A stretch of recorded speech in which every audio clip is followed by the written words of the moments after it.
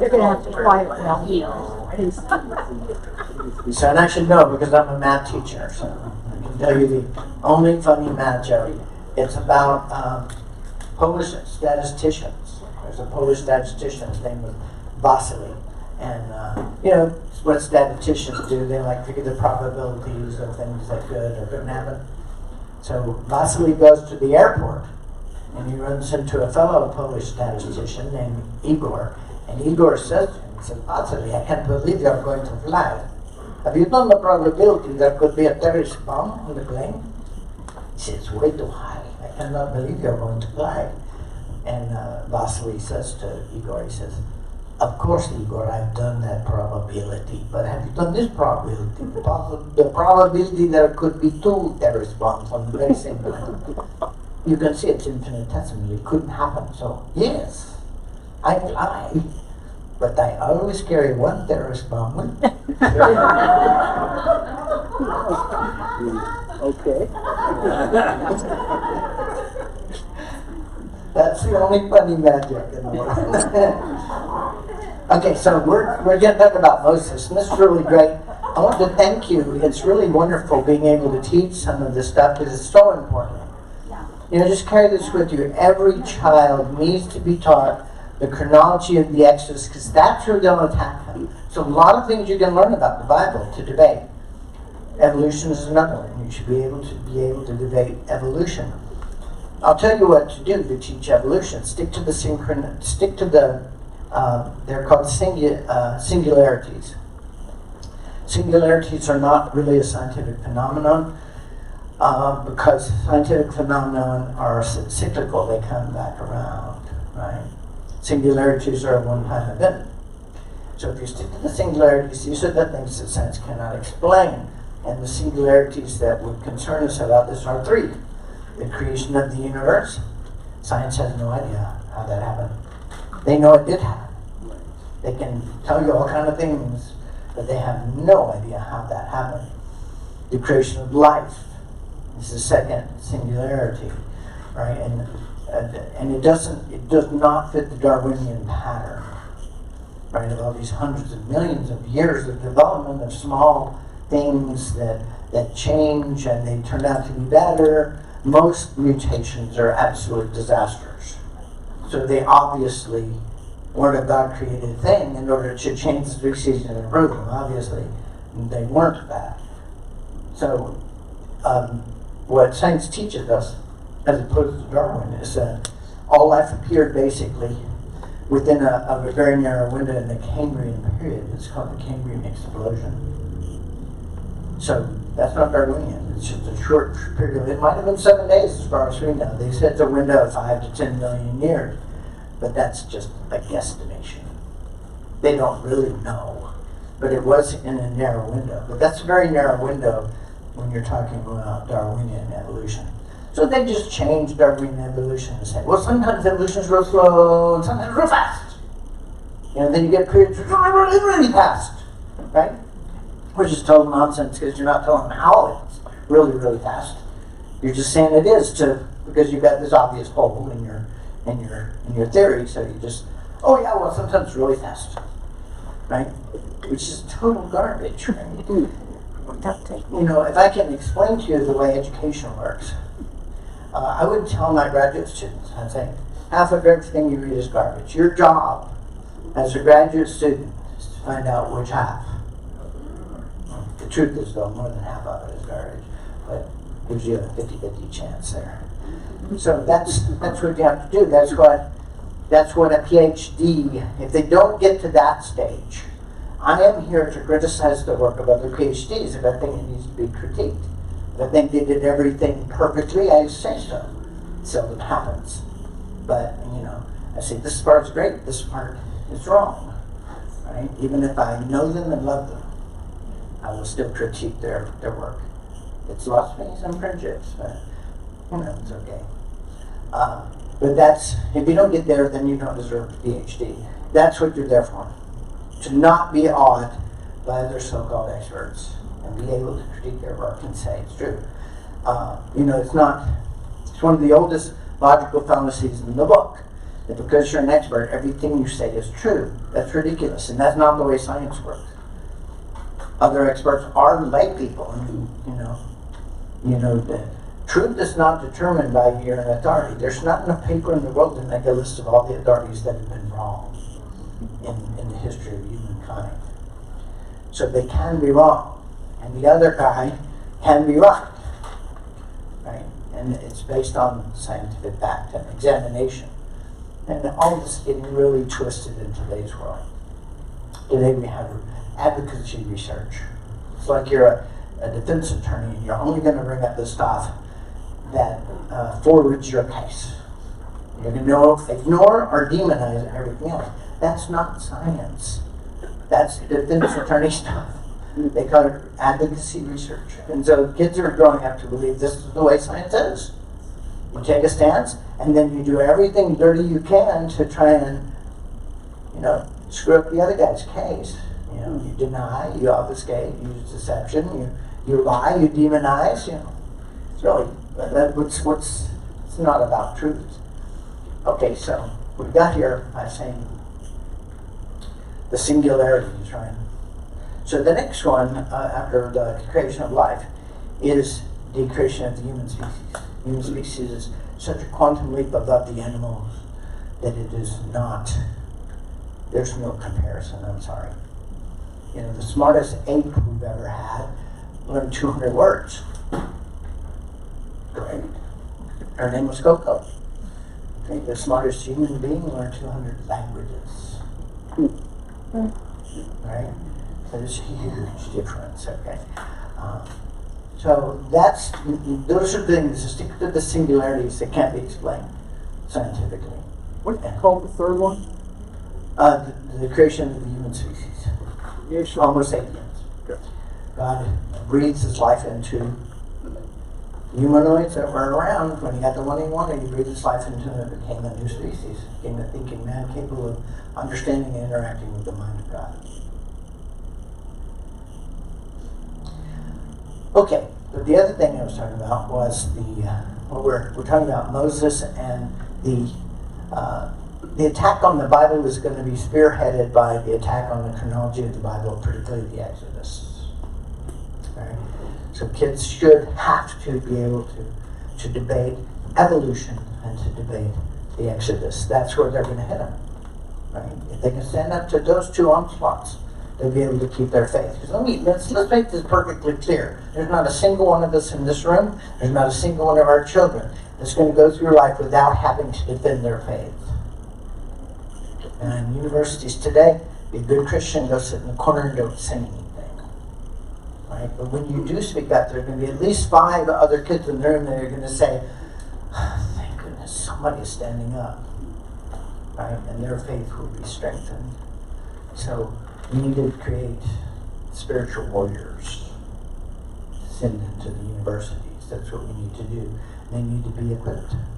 And these are the things that they need to know. So being able to teach you about the new chronology is important.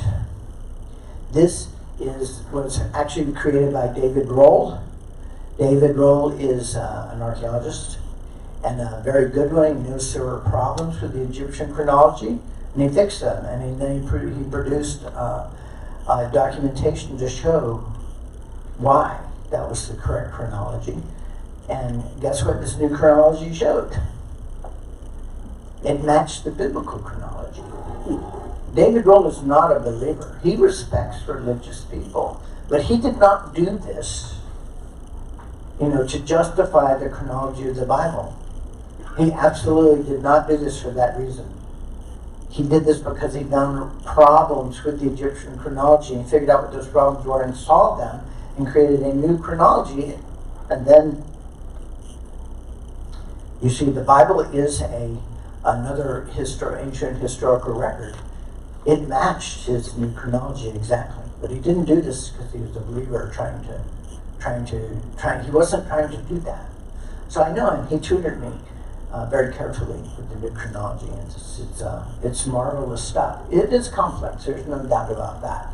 But we can now tell you some very, very important things because of the chronology. If you know when these things happen, then you can look in the historical record and see if it fits the biblical story. And if it does, that's confirmation that you got the time, you got the chronology right. You don't, what has been done is that people will take, say, a personality in history and say, Sinmut. Well, there are like 30 correspondences between the life of Sinmut and the life of Moses, so Sinmut must be Moses. Well, in a history as long as that of humankind, you can find historical personages that match, whose stories match up plenty of times. That doesn't mean they are that person. If you know what I'm trying to say. A coincidence is a coincidence. It happens, right? There are some things that, just because Sinmut has several things that like happened to Moses does not mean he's Moses. But this is what they're doing. They're guesstimating. We don't do that. Okay, we figure out the anchors, the king lists, the synchronizations between the king lists, and we count. Right? We count from the anchors to the king list, and anything synchronized with those king lists, we can go to the next king list, and we can count that one too. It's just by the numbers. Okay, it's not that hard. It's not that hard to understand. But because we've been able to do this, we can now tell you who the Pharaoh was, the princess who took Moses from the Nile. The Pharaoh there were several pharaohs of the Exodus. There's the one whose daughter brought him up, the one from whom he fled into Midian, and the one who's around when he came back next.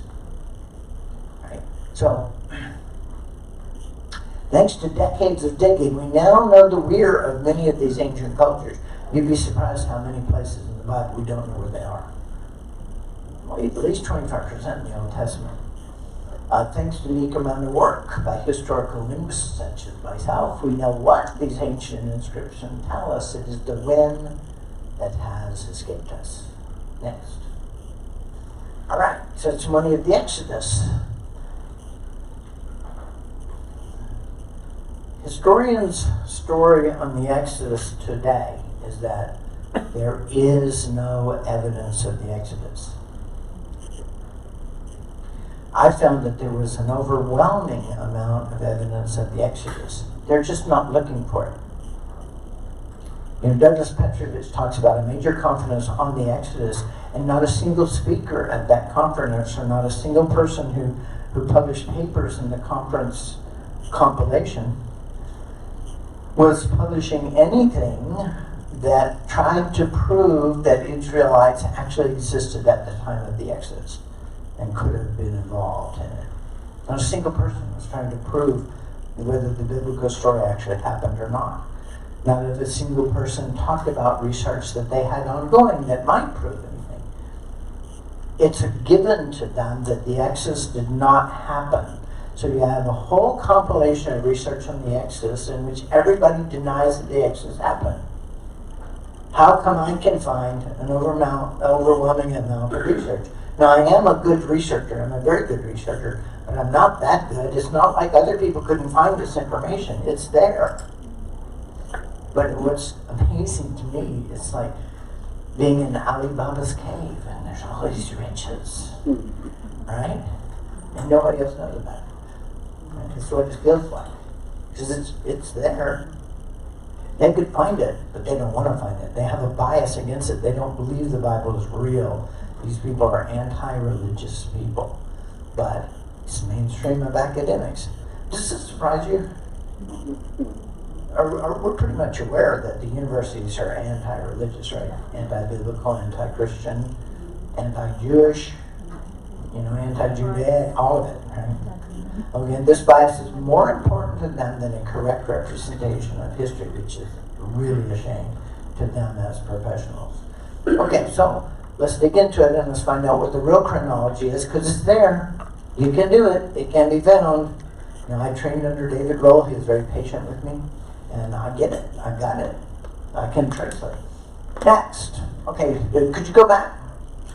We have, since they have already decided that the Exodus didn't happen, they ignore the writers of ancient history like Artapanus, Manetho, and Josephus, who wrote about the Exodus. Now these people had the Alexandrian library available to them, Manetho and Artapanus did.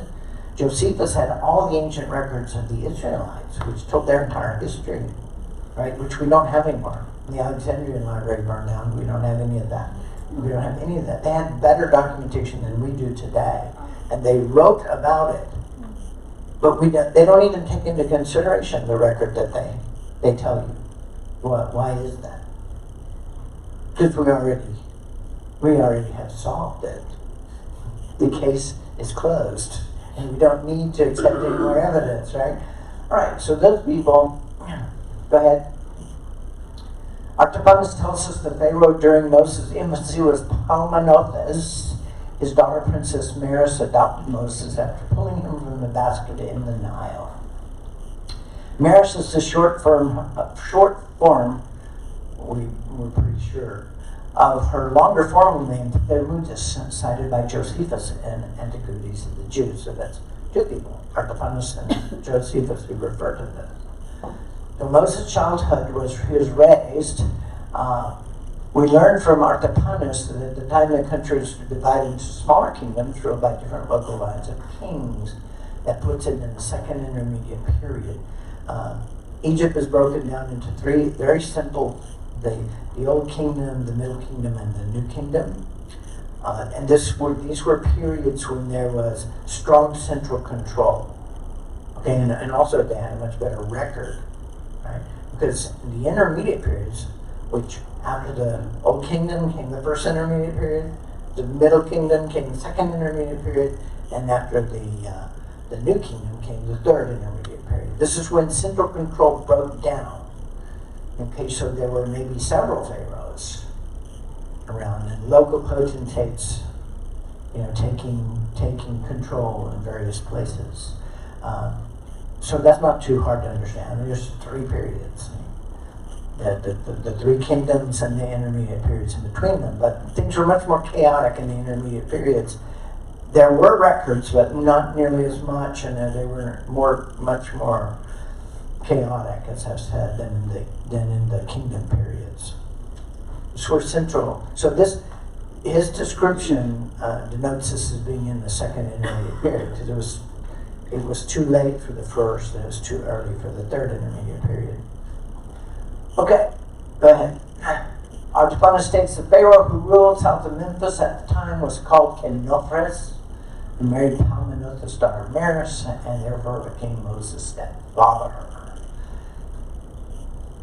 There's his Egyptian name, Conifere, and his Greek name, Kenofres. So that's a translation from the Greek to the Egyptian. That will throw you a lot, because I mentioned the name in Greek, the name in Egyptian is a little bit different. This is an exact translation. There's only one Pharaoh in the entire history of Egypt with that name, Conifere, so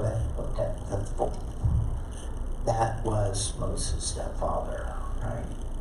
Can we verify it? We do have the testimony of Artapanus, Josephus, and Manetho, and we support their chronicles. Next. Well, there was a lunar eclipse at sunrise. In the Babylonian records, they speak of a double eclipse. A lunar eclipse that happened at sunrise, and then 2 weeks later, a solar eclipse that happened at sunset. That's really specific, right? And that's in the ancient record. I mean, you can't find that. You don't deserve to be an astronomer. Okay, so this is a double event that can be found retrocalculated. All right, go ahead. Here it is. On 25th of February, 1362 BC, you have the setting, and it's going into eclipse on the western horizon. All right? And it's just beginning, the horns are pointing downward. And in the east, the sun is going down, or the sun is rising at the same time. Okay, so you can do all this with astronomical software. It's really great. You can create the pictures so they know exactly what's going on. Next, 14 days later, the solar eclipse is recorded on the 28th day. This is from the records. On the 28th day of the month, an eclipse is close by. Observe the sun god during this eclipse was visible and disappeared because it's happening at sunset. It eclipsed right at sunset. Next. There it is. Happened March 12th, 1362 BC at sunset. We can give you the minute and the second of it. That's an anchor. Okay, so we know what these things represent. Next. All right. So destruction. Lest when we tempted to chuckle, the eponyms. Remember the guys who get paid to sit up on top of the pyramids at night and drink beer? They decided, oh, the destruction of Babylon is coming, which is real funny, except it did. It did happen. Right then, Marcellus I invaded Mesopotamia and sacked the city of Babylon, bringing Hammurabi's dynasty to an end. Next. So we know exactly when he did that. So we have a synchronism, right, between Marcellus, who was the Hittite, and Hammurabi's reigns, right? The end of the Hammurabi's dynasty. He wasn't ruling. So we have a synchronism. A fixed time for the destruction of Babylon in 1362 BC, a synchronized link between the Babylonians and the Hittites, and kingless for both. But it gets better. You can count back. The King Marcellus ended the reign of Sansuditana and killed him. And so we go back to the Babylonian king list, to Hammurabi, which gives us the date of 1560 BC, and a 42-year reign until 1518. See, that's all in the king list. You just have it in the anchor, so you know where it is. An anchor at any point in the king list, you can count forward or backwards. You see how that works? Because the king list will tell you the king, when he reigned, in the sense of, after this king, before this other king, how long he reigned. I might tell you a little more, like what month he began his reign, that sort of thing. But it'll tell you the year. Okay, go ahead. All right, so Hammurabi invaded the city-state of Mari. King Zimrilim was killed and his palace destroyed, which happened in 1526. Remember, we're back to Hammurabi's reign. We know this happened. It's written up, right? So this is another synchronism. So at Mari, they uncovered 25,000 cuneiform tablets. One of these was a list of gifts, a golden cup sent by King Yanton of Byblos to Zimrilim. And that would be in 1540 to 1526. That's when his reign was. Well, Byblos is very close to Israel. That's the whole point of this, right? We can just follow the chains of the synchronisms, king list to king list. And if it's not accurate, the record will show you that it's not accurate. Next. So King Yanton city said that Byblos was a vassal state of Egypt, whose pharaoh during his reign was Neferhotep I, the brother and heir to Sobek-hotep III. Okay, Sobek-hotep III marshaled the native Egyptians to kick out the Hebrews. This is from Joseph's time. Joseph and his sons were grand viziers, and they pretty much controlled the whole succession of pharaohs. I mean, this is Joseph who saved Egypt. They put more faith in the vizier than they did in the pharaohs. So they had a period of about 40 years when Joseph and his two sons served as viziers, and the pharaohs only served for about 4 years apiece, kind of like the president, right? And then they were replaced, obviously, to keep control in the hands of the grand vizier, right? So the Hebrews had basically taken over Egypt. And he also had a grandson that was also a grand vizier, so it was a family thing. And an enormous amount of power that the Egyptians eventually revolted against the Hebrews that had taken over their country, right? Okay, and that was under Sobek-hotep III. His heir was Sobek-hotep IV, who was, you remember, the stepfather of Moses. So we followed all of that to get an accurate date of the Exodus, to get an accurate date of Moses' time and the Exodus. So the royal marriage between the Pharaoh of Upper Egypt, Khanaferi Sobekotep IV, and Princess Theridates, daughter of Pharaoh of Lower Egypt, would have united the country of Egypt. So they're out of the intermediate period now. Upper Egypt and Lower Egypt have once more been united under one Pharaoh. So we're into the new kingdom. Right? So we know exactly when that was because of these historical reports. Next, the canon of Turin lists the pharaohs of the 13th dynasty of Egypt. Moses fled from Khanaferi Sobekotep IV, the stepfather, to Midian for 40 years, returning during the reign of Pharaoh Dudimos. And Dudimos in Greek is pronounced Tutamios. Next. The Emperor Papyrus describes the plagues in Egypt. Remember the plagues? Right? Moses came to feed the people, but first of all these plagues to force Pharaoh to let the people go. Ipuwer describes that. He's a scribe. He's not a pharaoh or anything. The admonitions of Ipuwer described in Egypt in complete chaos. The river is blood. Many dead are buried in the river. There's blood everywhere. No shortage of death. Exhausted are materials of every kind of craft. Trees are felled, branches stripped, food is lacking, great hunger and suffering. Now, he doesn't say the river is running with blood. He says the river is blood. Next. Even noble women go hungry. He who suffered wifeless found the noble women. All of the men of high station were killed at the Red Sea, or by the plague of the death of the firstborn. Okay? So they were all gone. I mean, they got rid of the elite. Maybe we should try it. Just a thought. Okay, see, all the ranks are not in their place. Like I heard their rooms are heard. Foreigners have become people everywhere. Poor men have become men of wealth. Gold, lapis lazuli, silver, and turquoise, carnelian, amethyst are all strung on the necks of female slaves. Gold is lacking. What did Moses tell them to do before they left? He told them to spoil the Egyptians, to demand of them their wealth, basically as payment for them having been enslaved and working for nothing, right? And they did. I mean, these guys were obviously they had a god who could bring Egypt to his knees. Here's our gold and silver. Just leave us alone. So they spoiled them, and they took all these riches with them.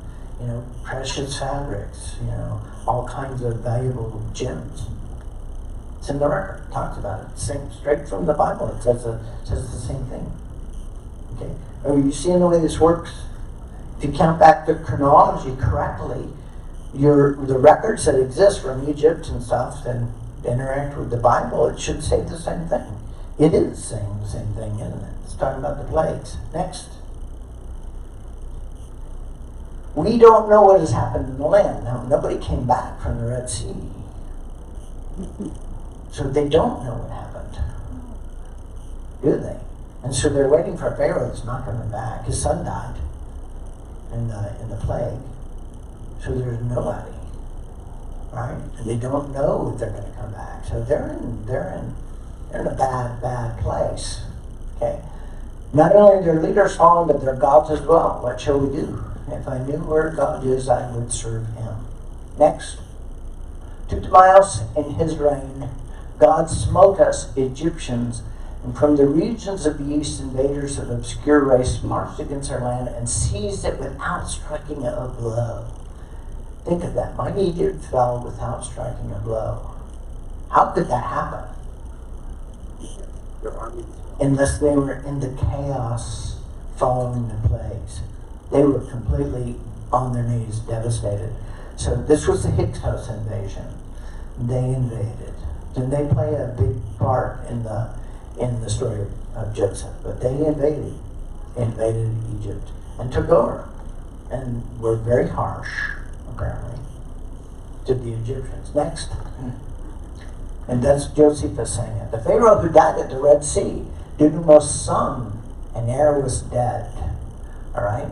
And Tutmosis is the Pharaoh of the Exodus, And there's a stele at Pihahiroth where it says Pharaoh Tom, that was his, it's called a hypocristicon. It's like we might call it a nickname, but it isn't really a nickname. That's something informal. This is a short, formal name that you use instead of all the august paragraph and titles of this person. Right? So he had a short name. And Dudimo's short name was Tom. He's mentioned in Scripture. And he died at Pihahiroth, the same Pihahiroth that's mentioned in the Bible. It's the Red Sea where all the Egyptians died. So that's on the stele. And go ahead. I think that would go back to the last one. All right, go ahead. So go ahead to the next one. And the Lord spoke unto Moses. He spoke unto Moses, saying, Speak unto the children of Israel to turn in and camp before Pihahiroth, for Migdol in the sea across from Baal-Zephon, for it shall you encamp by the sea. That's where they were. And that's what it refers to in the stele. Written in Greek. Next. This is the Adorai shrine. There's writing all over this thing. That is the shrine that mentions Pharaoh Tom being the Ptolemaeus, being the Pharaoh who died at the Red Sea. And this is what it says. The land was in great affliction, evil fell on this earth. It was a great upheaval in the residence. Nobody left the palace during 9 days, and during these 9 days of upheaval, there was a tempest that neither men nor the gods could see the faces of their neighbor. Plague of darkness, remember? Plague of darkness. Next. So the dedicatory monument there is the royal cartouche of King Tom, the Hyperchristicon of Dudimos. And they built for Pharaoh treasure cities, Pithom and Ramses. Pi means the estate of. It's mentioned in the Bible that the Israelites had built his treasure city, they're called. It's where all the royal wealth is kept. So it's called a treasure city. You want to keep all your valuables close to you. Next. Is that it? That's the end, right? Yeah, it's the end. Okay. I want you to put the next one I want you to put up is called the Hebrew Gospels. Questions and comments? And so we have an amazing amount of evidence of the events, even that far back. And they match the biblical record. Once you get the chronology right, the records we have, the ancient Egyptians and the later Greeks, because the Ptolemies took over Egypt, they were Greek. That was one of Alexander's generals that took over. Cleopatra was the last in the line of the Ptolemies. And so they obviously wrote in Greek. But all their records they all match. They match the Bible story once you get the chronology straightened out. There's an ample witness to it. Questions, comments on that? The chronology is really important. That was sort of a brief tour of it, but it works. The work we've done with the chronology, it works. It all matches. You just have to find the anchors, find the king lists, find the synchronisms, count back and forth on those little yardsticks, and then when you get them hooked together, and you get where you want to go. Yes, Dan? Which one of your books have you documented that in? That's in the Writing of God, and it's down at the bottom. It says the New Chronology Edition. So that's the one, and it's really great. It's very interesting. But there's some more, and the first 3 chapters of the Sons of Zion also have some of the new chronology information in it. Because the Sons of Zion versus the Sons of Greek, all that stuff started in Genesis. All right, so we tell the whole story from Genesis all the way through to today. That's why it took 2 volumes. Okay, we ready? Question? Do we have the writings of Josephus today where it continues to say the remainder of this king's works were written in the Chronicles of the Kings?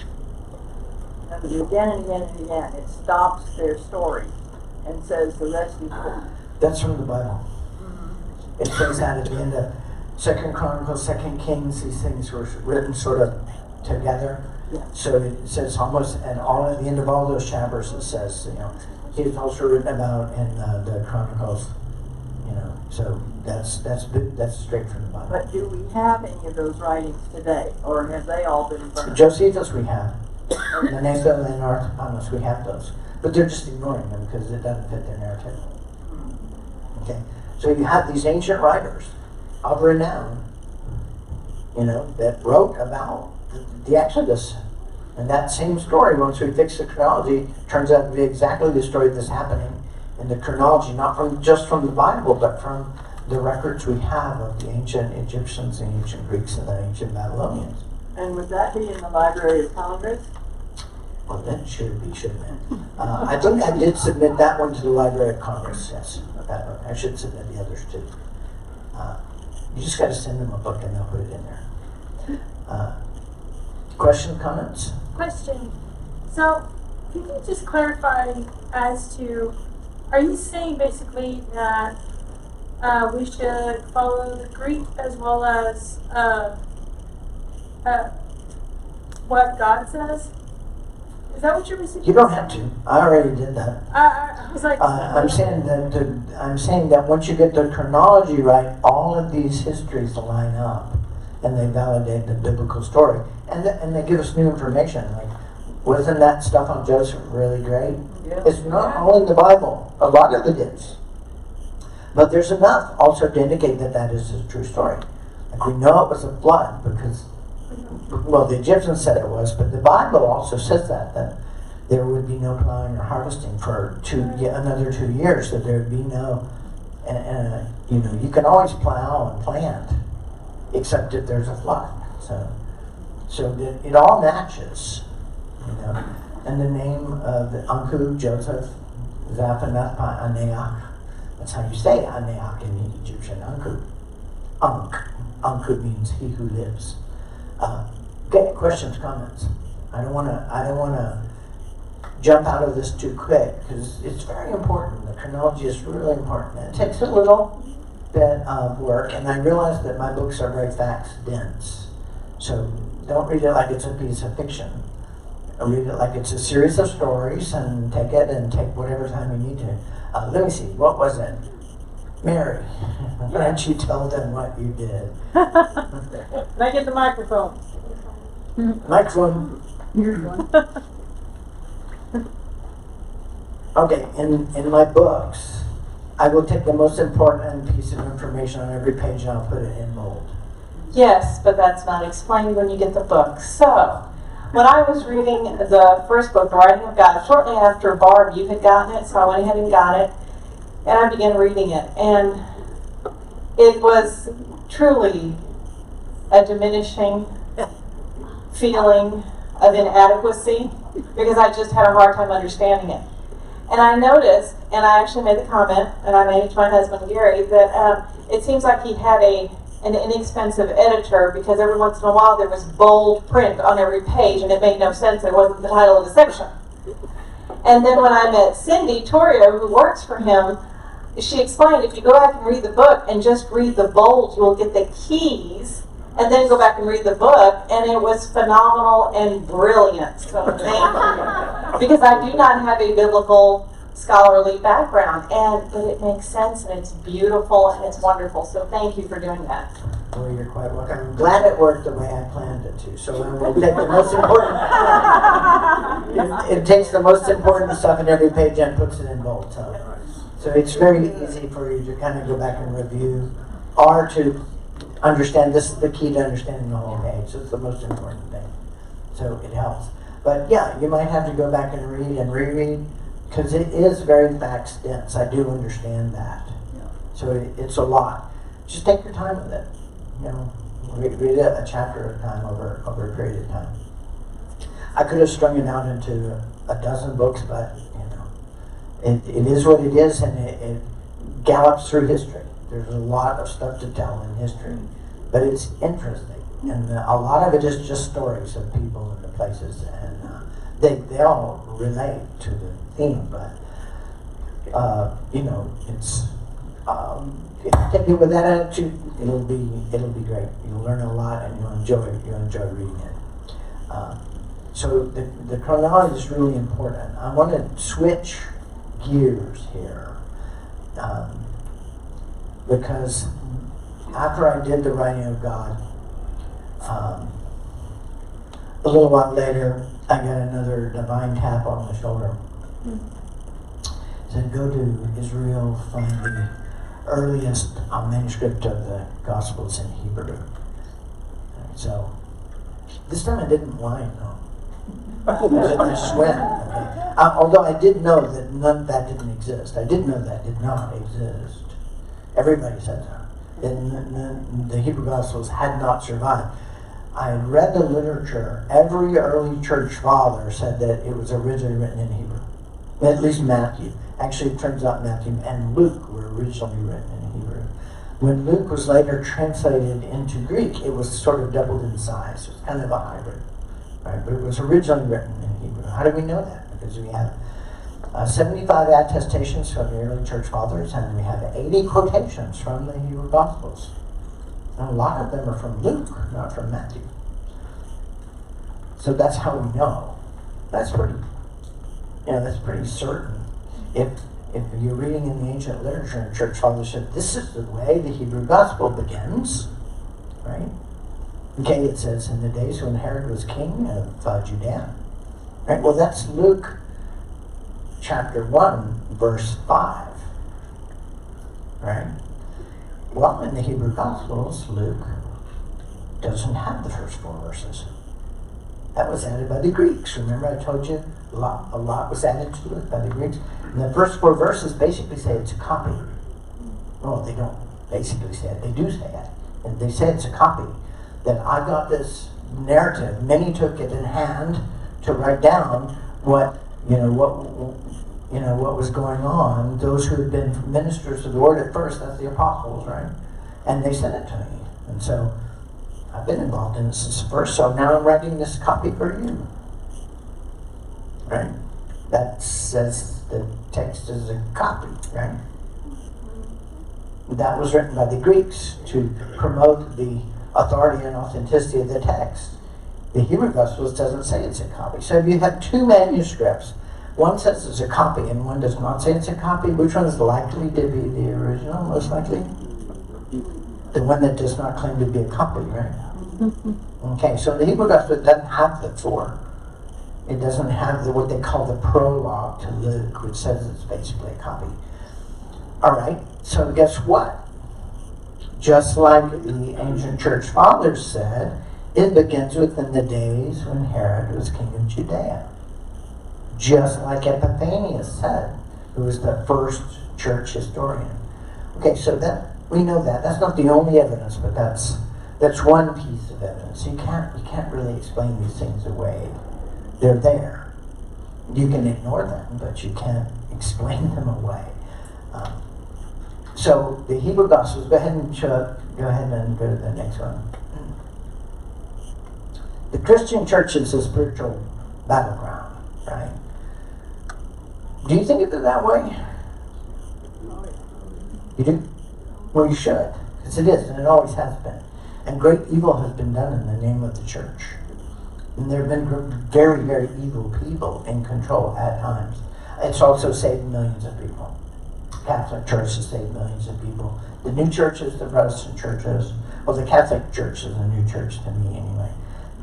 Because the real church was the church of the Messiah. And that was a Messianic church. It was composed of Jewish Christians. And then, yes, you did start to have Gentiles coming in too. And they were included just like everybody else, grafted into the tree of Abraham, right? But I speak of them as the neo-Messianic movement. Well, that church never disappeared. But that's one simple revelation that can cause the scales to fall from your eyes. You have to see it that way, because it is. Horrible things have been done in the name of the church, and it's easy to tell you why, so I will, because we want to avoid it. In our own life, our own spiritual growth, we need to make it right. Go ahead. The authority of the early church was deeply vested in the language of Scripture. Those who believed the most trusted texts of the Bible were in Latin looked to Rome as the head of the church. Those who put their faith in the Greek text saw Constantinople as the seat of church authority. Those who believed the holy tongue of all scripture was Hebrew saw the seat of God's kingdom as being in Jerusalem, where God actually placed it. Next. Hebrew primacy, the period of Hebrew primacy of the Bible was of the New Testament, was from about 30 to, which was the year of his ministry, 30 to 31, and to about 70. You know, and Paul did start writing in there, so from about 50 AD, and even earlier, he had some books, but most of it was written, and this was the period of Hebrew primacy of the scriptures, okay, from 30 to 70. 7 AD was when the Temple of Jerusalem was destroyed by the Romans, okay? And that kind of changed things. Now, so many of your new believers are now Greek, and Jerusalem has just been wiped off the map, so the Judaic church as the seat of authority is gone now. Okay, so that was a large change. Then after that, much of the scripture was written in Greek.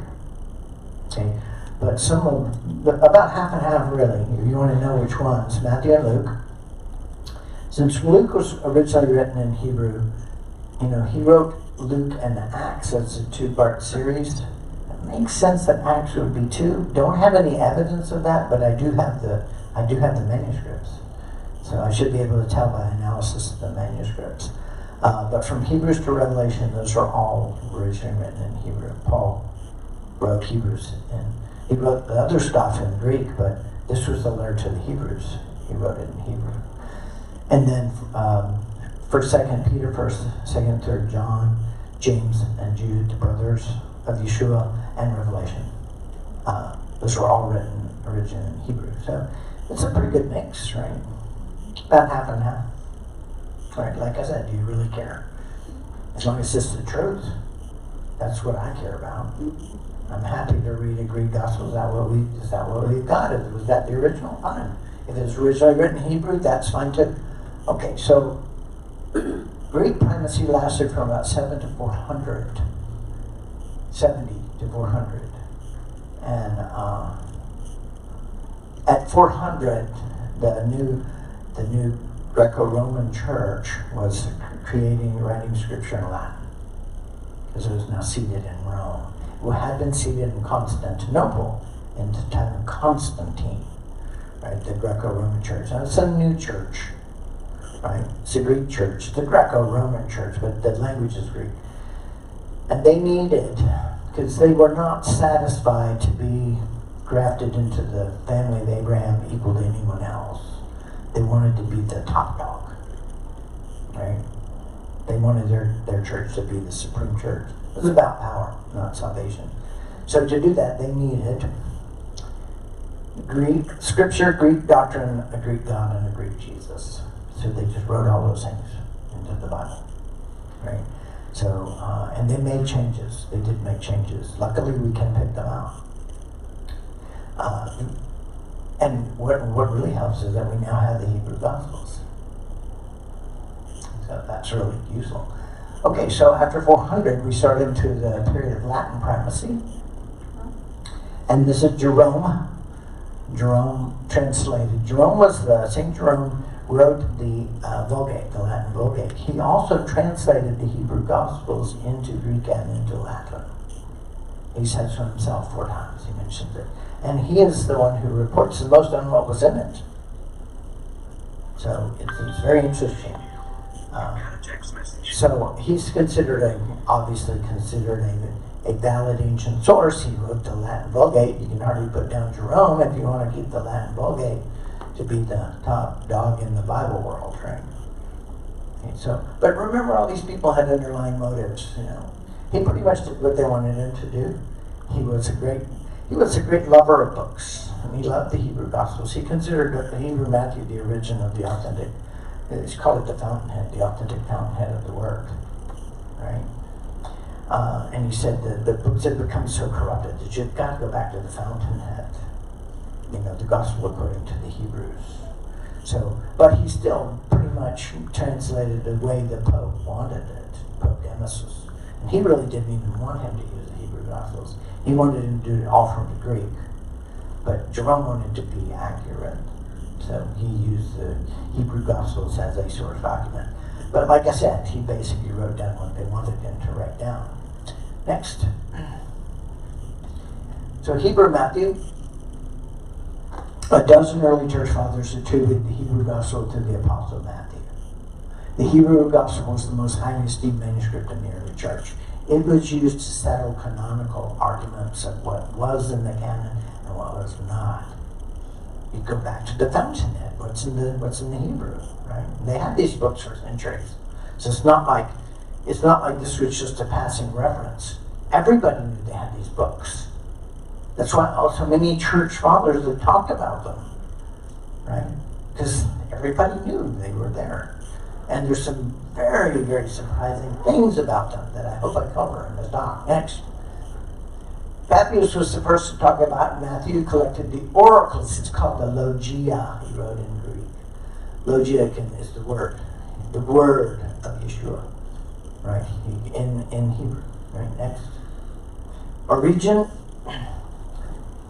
said the first was written according to Matthew, composed as it was in the Hebrew language. Next. Eusebius of Caesarea, 3rd century. Matthew had first preached to the Hebrews and was on the point of going to others.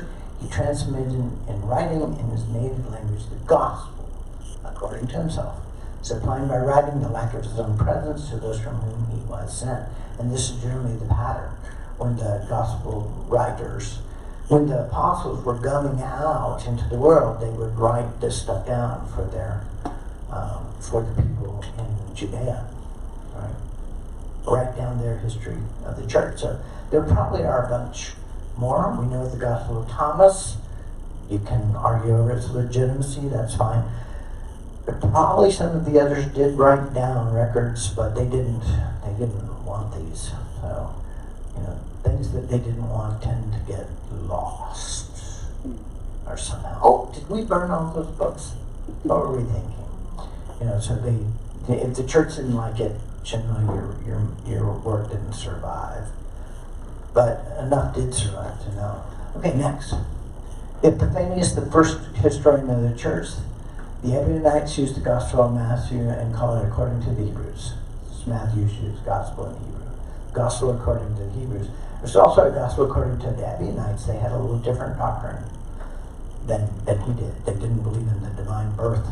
So this is one of the first splinter groups among the original church of the Nazarenes. Go. Epiphanius, the Hebrew-based text of Matthew, could be found in the Jewish treasuries in Tiberias, that's in Caesarea, along with Hebrew translations of the Gospel of John, the Book of Acts, all of which were described in detail by Jews who had been converted to Christ by reading it there. Okay, so there was an early compilation of all the Gospels in Hebrew. The ones that had not originally been written in Hebrew or translated into Hebrew from the Greek. Makes sense. This was the largest number of believers for centuries, really.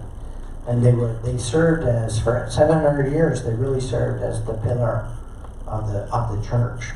Even after Jerusalem was destroyed in Antioch, the Jewish Christian believers, the Messianic church, the church of Yeshua himself, they were the pillar of the church. They were the ones who sent out evangelists, right? And what did they send them out with? The Greek gospel? No, they were Hebrews. They took the Hebrew gospel with them. Thomas took it to India. And other people went there and got it and copied it and brought it back from there. So we know all these things are recorded. You have to just ignore all this history, you know, and go with the church and the church spin on it. I'm kidding you, of course. You know, all of this is there in history. And it'd be kind of a moot point, except we have now discovered the Hebrew Gospels. I was told to go to Israel and find the earliest copy of the earliest manuscript of the Gospels in Hebrew. And like I said, I knew that did not exist, but I went anyway and I found it. And wasn't hard. God just handed it to me on a silver platter, just like he did the inscriptions from Sinai.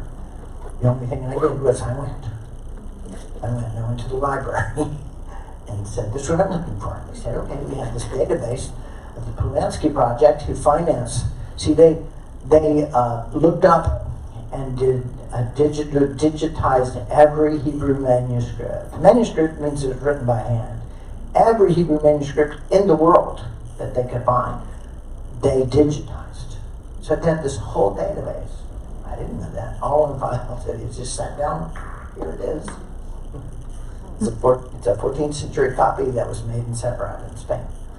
Okay, but the forwards to the prefaces to it, 3 of the 4 Gospels were from Jerome, who wrote in the 4th century. So this had to be much earlier than the 14th century copy that I have, and I have since ascertained that it was indeed from a 1st century source. Okay, so Epiphanius said that the other Gospels, so there was a very, very early compilation of the Gospels in Hebrew, which makes complete sense because the Nazarenes were true blue believers. They felt like you and I did. Sure, the Gospel was written in Greek. Let's use that translated into Hebrew, so I have a complete compilation that we can all read. Right? So that was the first compilation of the New Testament. Next, the Hebrew Gospel was widespread and widely known. All the early church fathers knew of it. Written witness was given of it being used by Jewish Christians in Israel, Antioch, Yemen, Spain, and as far away as India, also Turkey, and France. Next, Hebrew Gospel was endowed with unusual authority in early Christianity. Early Greek scribes and manuscripts of the Gospels were poor and incomplete and were often corrected from the Hebrew Gospel kept in the library at Caesarea. Nicephorus stated the text of Hebrew Matthew in the library of Constantinople in the 10th century, 9th century. Okay, what Nicephorus did was they had to have a recording of how many lines they had in each of the books. Because when you're reproducing them, you need to know that because it's very expensive. You know, you had to kill 250 goats to create a whole Bible. So it's very expensive. They needed to know exactly how many lines there were. And so he outlined how many lines there were in the Hebrew Gospels. He said there's 300 less lines than there are in the Greek Gospels.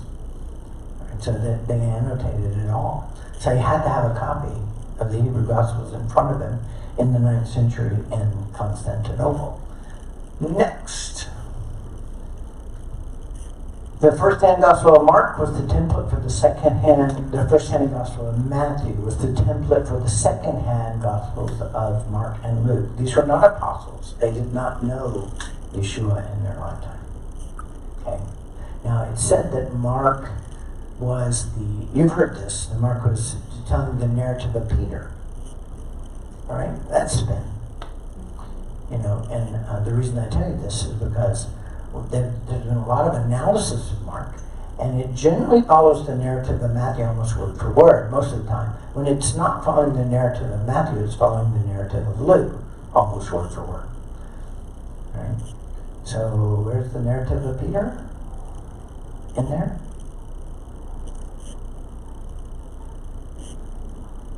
It's been. It gives it more authority, right? Okay, so sorry, they just lie about it to give it more authority. You just gotta learn to pick these things out. There's truth in the Scripture, but don't believe everything they tell you about it and the way it was created. Okay. Papias suggests Mark is also from a Hebrew source. Maybe. I haven't seen the real evidence of that. Next. Shem Tov's Ibn Bohan, Hebrew Matthew. Next. Okay, Shem Tov was a Jew in the Middle Ages in Separat in Spain. Okay, and they were forcing these Jews to defend in debate against Christian theologians. They were all Jewish Christians, by the way, because nobody knew the Bible better than the Jewish Christians, right? So they would have Jewish Christians against Jews, right? It was a setup. If they lost the debate according to the Christian judges, then they and their whole community would be forced to be baptized to convert. So there was real consequences to this. Shinto won his debate, right, and he wrote what we call the Even Bohan, the Touchstone. So he wrote, he included a copy of Hebrew Matthew in one of the chapters of Even Bohan. And obviously he wasn't going to change anything, because that would obviously be picked up on by any of the Christian debaters, and you'd be immediately, you'd change the scripture.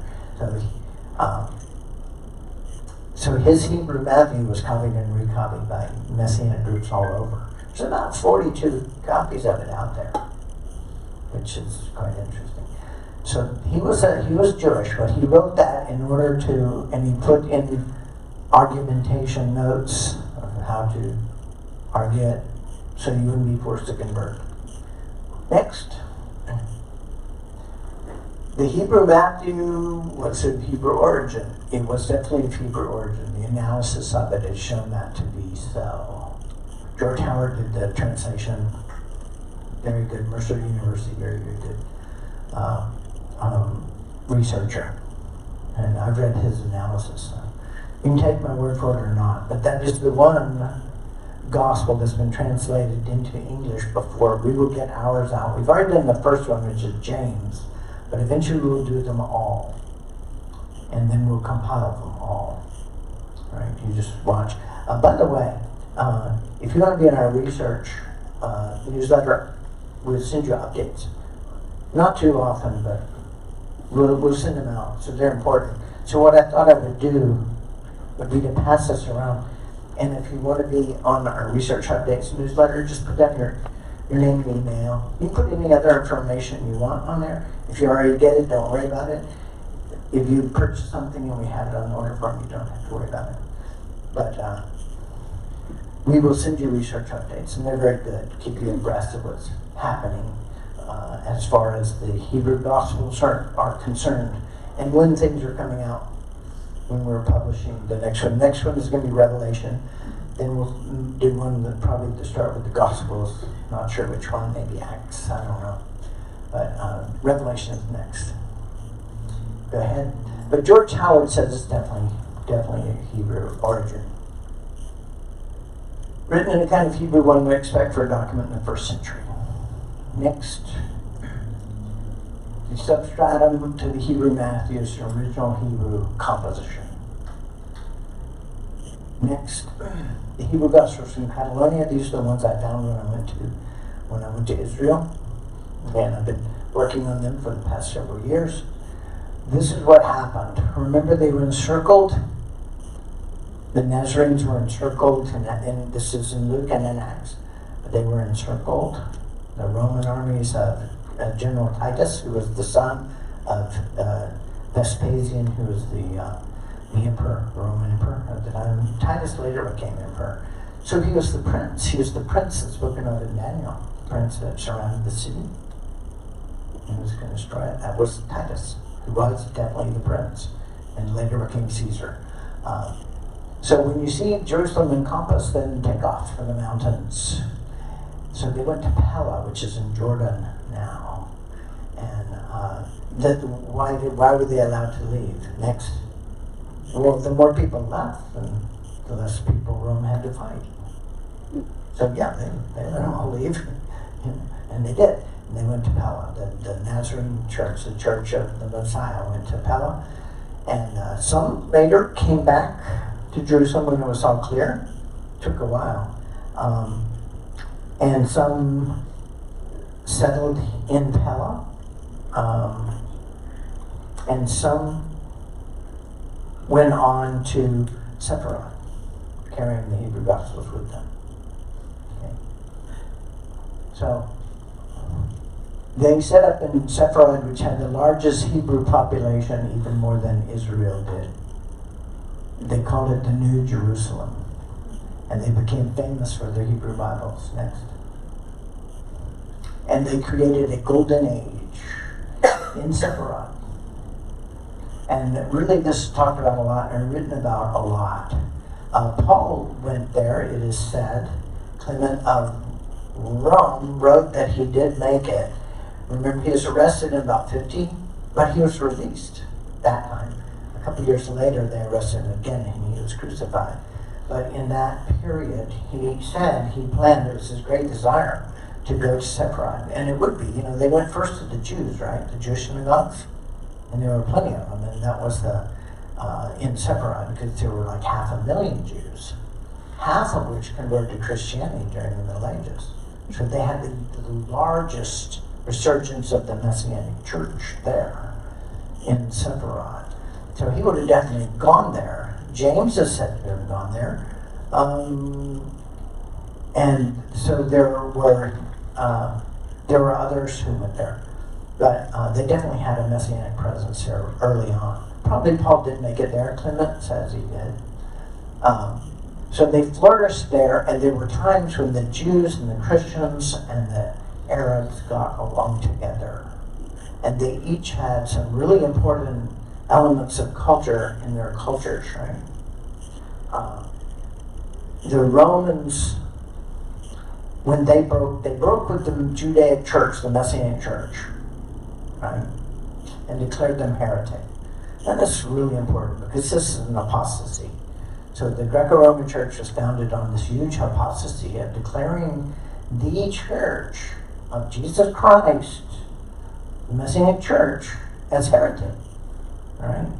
So that was the foundation of the Greco-Roman Church of Constantine. And all the churches after that really bear in that apostasy. But it's not even mentioned. They don't really want you to focus on that. Right? But it defined all the behavior of the church after that. All the crusades, all the inquisitions. It was all about destroying their competitors. And who's their biggest competitor? The Church of Jesus Christ himself. That was their biggest competitor. And that was a Jewish church. That was a Hebrew church. That was a Messianic church. So they declared them heretic.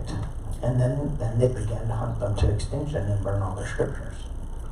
The Messianic church and the Hebrew Gospels were the most targeted. That's the most targeted book in the history of humankind. And that's the truth of the matter. And the Messianics were targeted. You think there was violence against the Jews.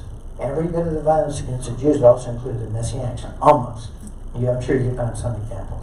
Every pogrom, if you're a Messianic and you're living in the Jewish quarter, they didn't care. You think Hitler cared? If you were a Messianic believer, you're a believer in the Son of God, do you think Hitler cared? He did not care. You were Hebrew. Right? All the pogroms of all the crusaders going across Europe. If you're Hebrew, they took you away. Right? So the same thing goes for the Neo-Messianics too, because they preserved the early church. Their whole orientation, when we call them Neo-Messianic, they were mostly Gentile now. They had mingled with the blood of the actual Jewish Christians, mostly Gentile now. But they held to the restoration of the original church of the Messiah. That's why they are Neo-Messianic, and they preserved the Hebrew Gospels, and they translated it into the languages of early Europe. And you didn't even know the Hebrew Gospels existed, and there's all this documentation. But it doesn't exist, so it's taboo information for anyone to investigate. Me, I don't care. I don't care what they think is taboo. I care about the truth. So I've looked into this and found incredible amounts of documentation. Okay, just to give you an example, I found the Hebrew Gospels from Catalonia, and I verified them as coming from a first century source. And I'll show you how. But after I worked on them for a couple of years, I found the Shem Tov manuscript, and I found another one, the Rumont Gospel, that was obviously copied, because after I translated the Hebrew Gospels, roughly the initial translation, I knew what the markers were, how it was different from the Greek Gospels. Okay? I knew what the markers were. So I found the Roman Gospels, which came from the Waldensians, so it's the Neo-Messianic group of northern Italy. And it had all the markers of the Hebrew Gospels. Used the name of Yeshua, his Hebrew name, right? John 1:1, in the beginning was the Son, and the Son was with God, and the Son was God. Is that what you have in your Greek Bible? That's what's in the Hebrew. That's what's in the Hebrew Gospels. That's a marker. So if you have these markers, you know where it came from, you know where the source is, and we know also the context. These Waldensians were Neo-Messianic. Okay, so I'm sitting there. Okay, I found 3 manuscripts now that are from that have been ascertained to be from first century source, Hebrew source. There gotta be more. So I prayed about it because I don't want to do anything without God saying, okay, go do it. And I got the word. Okay, I already told you to go find the Hebrew Gospel, so go. So I went to Europe. And my list of people were kind enough to give me the money I needed to purchase any manuscripts when I got there. So I arrive. The next day I go into Cambridge Library, and I go up, you show your credentials, you get your card. They don't let just anybody into the manuscript collection. You've got to be a bona fide researcher and have some credentials to back it up. So I show my credentials, get my card, go up to the manuscript collection and said, I'd like to see your catalog. You have a catalog of Hebrew manuscripts that you have in your collection. He showed me the catalog, 4 manuscripts of the Hebrew Gospels. They all came from Cochin in India, where Thomas, the Apostle Thomas, went to India, and he carried the Hebrew Gospels with him. They all did, right? And we know because we also have historical attestation that Barnabas went in the first century. He also went to India and carried a copy of the Hebrew Gospel with him. And Pantaleus in the next century went to India and brought copies of it back to Alexandria. Right? So we have a lot of historical attestation that the Hebrew Gospels were definitely there in Cochin in India, where all these manuscripts came from. There was a Messianic church there. 2 days later, I found a 5th Hebrew Gospel that was also from the Cochin collection. Apparently, they're sharing their collection now with the Manchester Library in Rylands Library in Manchester. I had no idea. I hadn't gone to Cambridge because I knew they had these manuscripts. I came there for a totally different reason. Part of the Waldensian manuscripts had been lost. The oldest Waldensian Gospel had been lost, and I thought, this is probably somebody probably disappeared it, right? I mean, really, if you have Catholics that are so fervent that they will burn people at the stake, they would probably keep a library book out after its due date, right? Disappear it, okay? That is not what happened. I got there and I was looking for that collection, right? And I talked to Frank Knowles, who was the curator, and he told me Henry Bradshaw, one of his predecessors, had actually rediscovered them. They had been widely reported to have disappeared. He said Henry Bradshaw actually rediscovered them. They were just bound in covers that were too big for the shelves where the rest of the collection was kept. So they got put on other shelves and basically were forgotten about, apparently with no evil intention. So guess what? I recovered the earliest Waldensian Gospel. Incredible, huh? It was written in Vermont, which I can read. I'm a Romance linguist, actually. So that was wonderful. And 4 Gospels of the Hebrew, 4 manuscripts of the Gospels in Hebrew. One of them was a complete compilation of the entire New Testament in Hebrew. So obviously kept them from a very early period. They kept them, and I have this. Now, actually, I will. If you give me your email, I will send you this. I did a free PDF that really, what it does is it gives you a page view, page view of each of the manuscripts, and like a half page explaining the importance of it, what's in it, the markers that are in it, etc., and so on. The importance of this manuscript. So there's about 15 out there right now. Okay, and so each one shows you a page view. This is free, completely free. You can get it also on our website if you want to. If you want to just go on the website and put your email in there, you'll not only get our research update, but you can also get this document for free. Okay, but I'll send them to you. If you put your name down on there, I'll send it to you. And you'll need that because they're starting to pile up. This manuscript of the Hebrew Gospels is not supposed to exist. They're starting to pile up now. All right, I found there's like 15 of them out there. Okay, so I found 5. I had the ones from Catalonia. That's all 4. That's Matthew, Mark, Luke, and John. And now I had the Hebrew Gospels. And then I found another one at Ryland's library, and I knew there was a manuscript there that was handwritten that was of the Gospels. And I thought, who'd be doing that? It was in the 18th century.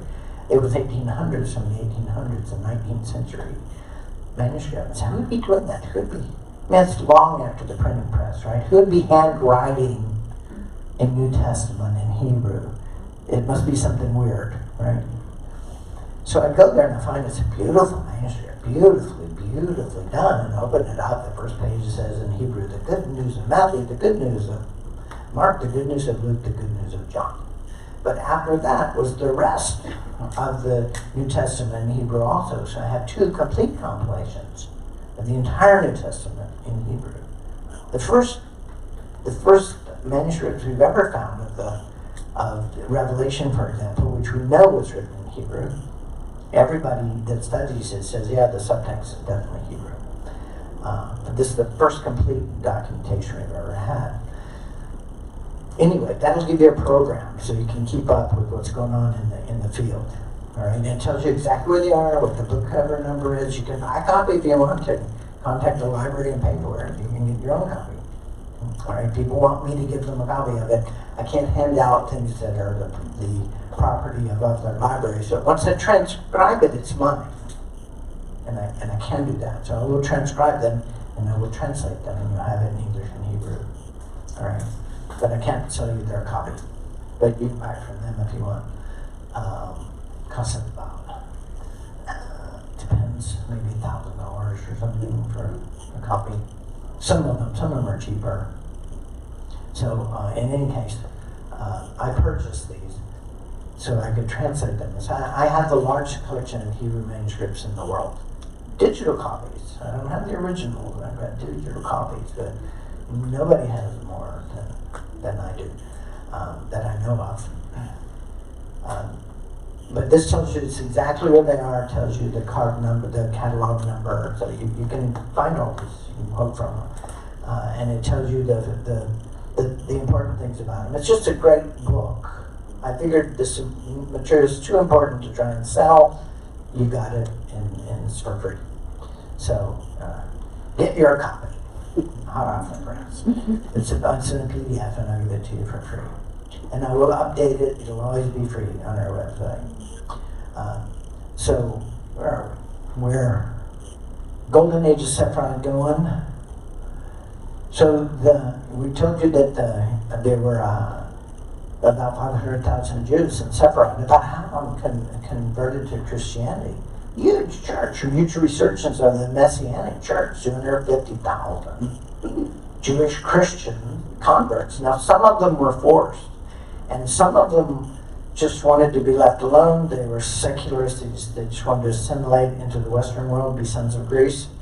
Some of them were assimilated into the Latin Church, the Roman Church. But a lot of them said, well, if we're going to do this, I mean, this is a Hebrew story.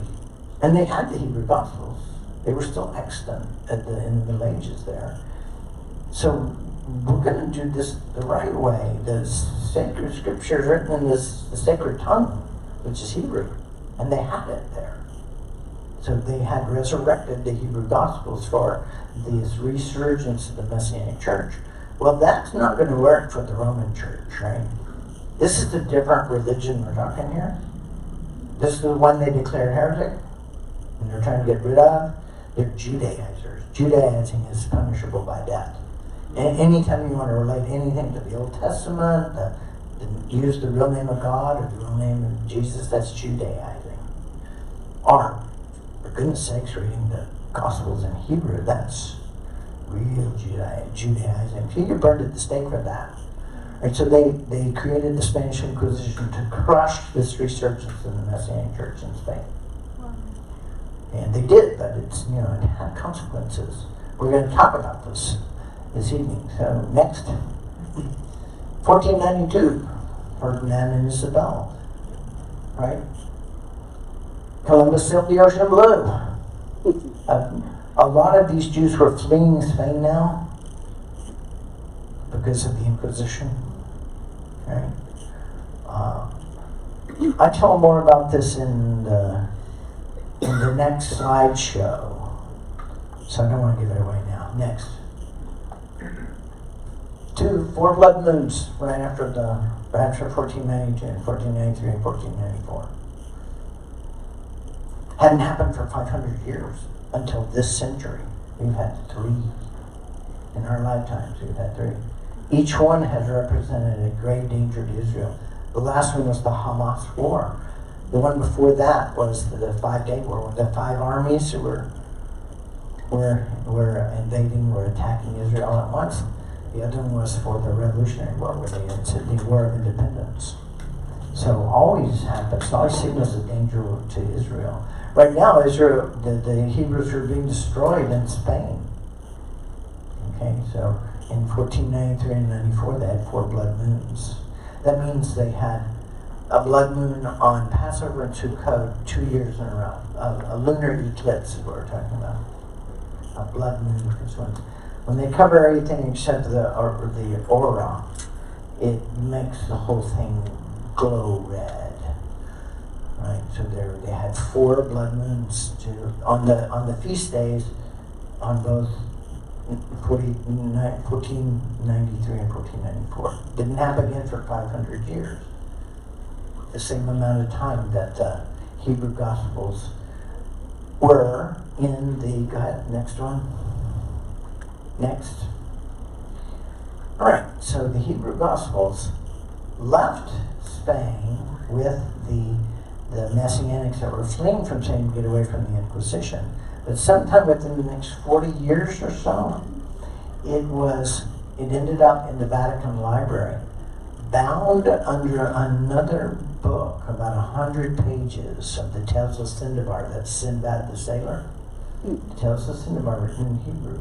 So unless you read 100 pages, you wouldn't realize that there was the 4 Gospels there, right? The very well-known way of hiding books that were in danger, very well known. Not that, and since the Roman Church was not encouraging anyone to study Hebrew, or Greek for that matter, it sat there in the belly of the beast for 500 years. Until it landed in my hot little hands.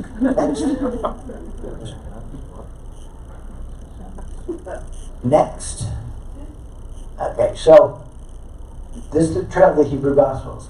It survived into the Middle Ages in Spain. It was translated into 2 things. The Shinto of Matthew came from the excellent Hebrew Gospels, and the Catalan Gospels were written from it, for those who didn't know Hebrew.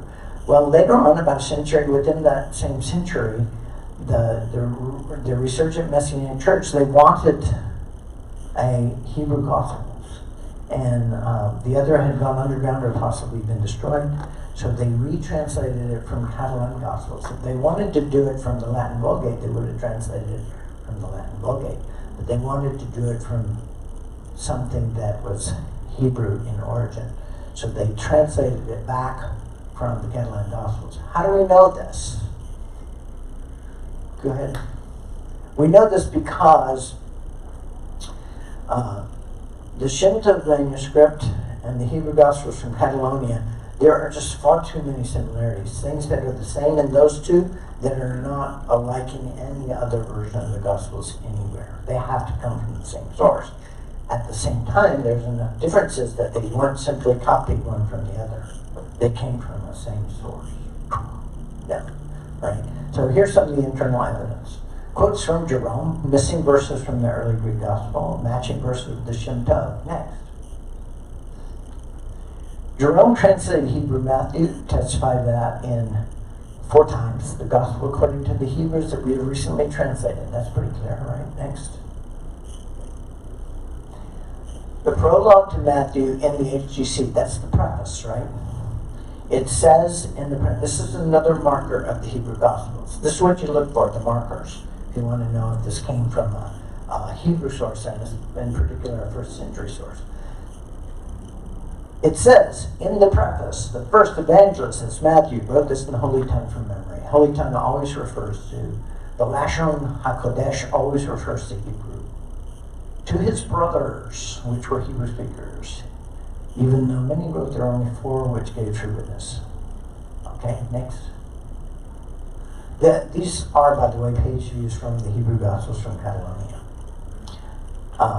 The prologue to Luke by Jerome. Luke was from Syria and he dwelt in Antioch. He was a great doctor in the art of healing. The Gospels are written for those in Judea. Okay, so it's already written, like we said. It was written for them before the apostles left. So it would have been written in Hebrew. Hebrew Gospel written by Matthew was the most likely source for Luke. There are more Hebrew idioms in Luke than any other Gospel. Surviving quotations from the Hebrew Gospels are repeatedly and distinctly similar to Luke. You know what idioms are? Caught red-handed, that's an idiom. Right? So if you translate that into another language, it doesn't mean that in the other language. That's how you know. Well, it's an English idiom. Right? That's not. So that's how you know many of these things, because these Hebraisms get translated into another language, but they don't really make any sense. Right? So, but you know what their origin is. You know it's a Hebraism. Next. First verses in Luke, we talked about this. For as much as many have taken in hand to set forth the narrative of those things which are most surely believed among us, even as they delivered them unto us from the beginning, were eyewitnesses and ministers of the word. It seems good to me to write unto you a copy of this. That's the prologue to Luke, right? Not in the Hebrew Gospels. Right, next. There it is. Not in there. It's missing the first 4 verses. So it starts with, in the days when Herod was king of Judea, just like Epiphanius said in the 2nd century, that's how the Hebrew Gospel starts off, referring to the Hebrew Gospel of Luke. In the days when Herod was king of Judea. Exactly like he said. Right? Next. Okay, reproducing a copy, my friend. I'm paraphrasing here. Right? My dear Theo, after studying the original source documents, I find it so important I'm writing this copy for you. Next. Which is the original source document? The one that says it's a copy or the one that doesn't say it's a copy? Next. Right, another thing that Jerome said, and Jerome's commentary on Matthew said that the name of Barabbas, which means son of the father, is written in the Gospel according to the Hebrews, is written as Bar-Rabban, which is the son of the teacher. Okay, so he's saying in the Gospel according to the Hebrews, this name is Bar-Rabban, not Barabbas, which is different, right? I mean, it's Greek. You put the S on it, it's Greekified, right? It means son of the father in Aramaic. Okay. So, here it is from the Hebrew Gospels. It mentions Bar-Rabban 4 times. It's never called Barabbas. Exactly like Jerome said in the 4th century. He spoke about this thing, right?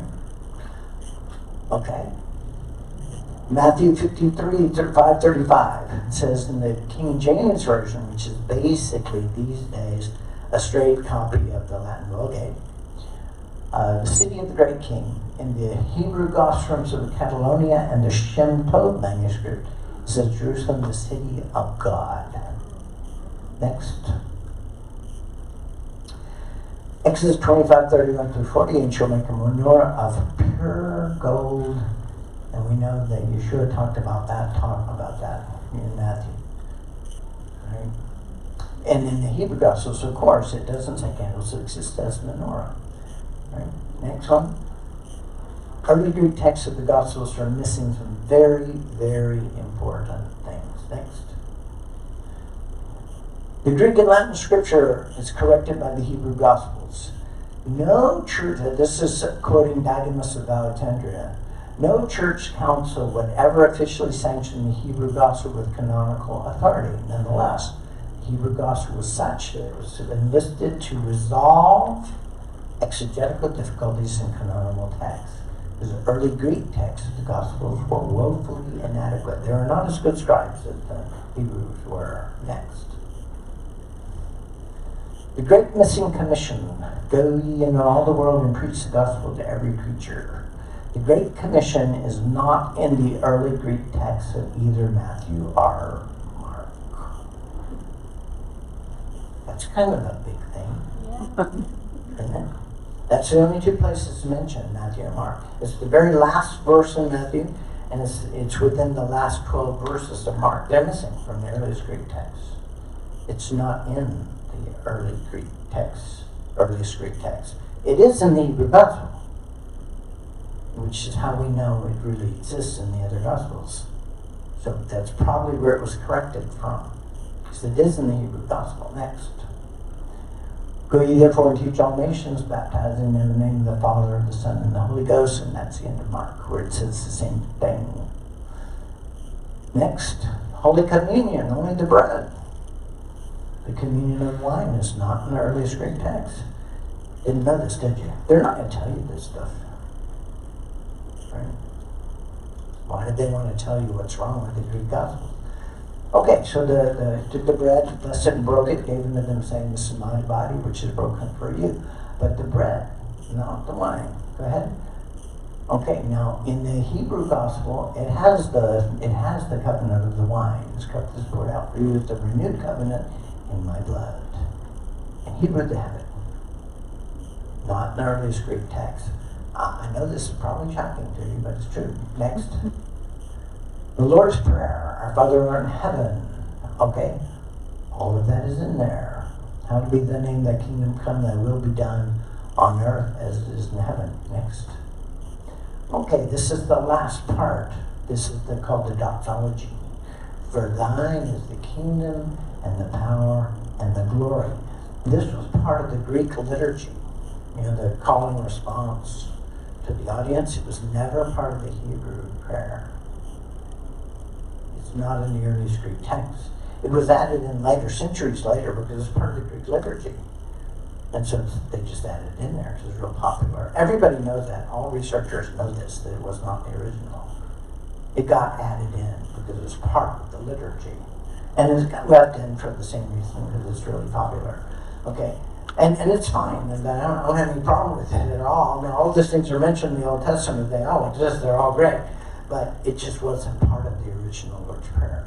And it's not in the Hebrew Gospels. Okay, because it never was part. They didn't do a liturgy. They didn't have that. So it's not in the Hebrew Gospels. You would not expect it to be in the Hebrew Gospels.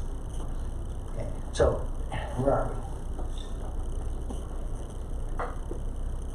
There it is. It's not in there. Missing the second part of the verse. This is a really good one. It's called the Wandering Parable, also called the woman taken in adultery. The woman taken in adultery is not in the earliest Greek text. Now, that is one of the most clear-cut cases in the study of ancient scripture. It's not in the first 100 earliest Greek texts. It's not in the first 200 earliest Greek texts. It's not in the first 267 earliest Greek texts. It wasn't in there. It was in the Hebrew Gospels. We know that because there are many commentaries about it by the early church fathers that it was in the Hebrew Gospels. There's numerous commentaries on it. It got eventually added back into the Greek canon because of the authority of the Hebrew Gospels. But it was really late. It was like in the 6th century, it's like 500 AD, that it was finally added back into the Greek canon of the scripture.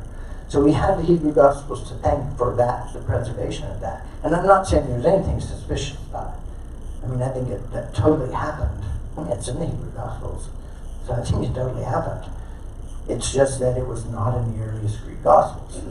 Okay, so what happened in the woman taken into the adultery, which eventually landed in John, but it probably wasn't there originally. It was probably in Luke. Because it doesn't really fit. People that know about the joining way of phrasing things, it doesn't really fit in there. Probably was originally in Luke. That's why they call it the wandering parable, because they just didn't wander from place to place and eventually end up in John. Go back. Oh, here it is. Go back. The one at the temple. There it is. Stop. Okay, so Yeshua went into the Mount of Olives, into the temple. The scribes and Pharisees brought to him a woman taken into adultery. This is a great parable, and it's probably the best known parable about the Messiah, right? And what does Yeshua do? When they bring in this woman, taken in the act of adultery, he bends down and writes in the dust. Reams of paper have been used speculating on what he was writing in paper. The real story, you want the real story, go to the Hebrew. And I'll tell you what the real story is. Okay, so what happened is eventually he says, he who is without sin among you cast the first stone. And they all slunk away. Well, what was really going on here? Well, when you were taken like this, you'd be taken in the temple of the courtyard of the temple. That's where he was, by the way. They brought him. It says he was in the temple of the courtyard of the temple, and they brought this woman caught in the act of adultery. Generally, that takes two people, but somehow they missed the guy, right? If it was a guy, right? But so that already kind of tips you off to the deceitfulness involved in this whole thing, right? So what would happen is this. They would take a chalice of wine, which represents blood, that it always has in the Hebrew ceremony, okay? And they would bend down and they would take from the floor of the courtyard, where the prophets had walked, they would take some dust from where the prophets had walked, sprinkle it into the wine, which is the blood. And now it becomes symbolic of the blood of Yehovah's prophets. And you would swear by the blood of Yehovah's prophets, to your testimony. It's like we put our hand on the Bible, right? And this is sacred. And the penalty for lying in this situation is death. In God's hands. They didn't usually stone you. They could stone you. It wasn't usually done. But that is the ritual. Okay, so when Yeshua goes down and starts playing in the dust, or riding in the dust, every Hebrew there knew what he was doing. The priest was preparing the chalice. Are you going to swear under penalty of death by the blood of the prophets of Yehovah about this woman, what you say about her being true? And they slipped away. Right? Because the Pharisees actually were afraid of that. So they'd gotten caught in their lie and they just sort of slipped away.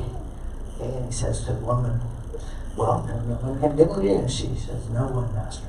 So he says, go and sin no more. He didn't say she wasn't sinning. He said, go and sin no more. Neither do I condemn you. This is reported by the early church fathers as being a story, a parable that came from the Hebrew Gospels. So we know this is the way it was. Okay, go ahead. Go ahead. We did that right, didn't we? Right, so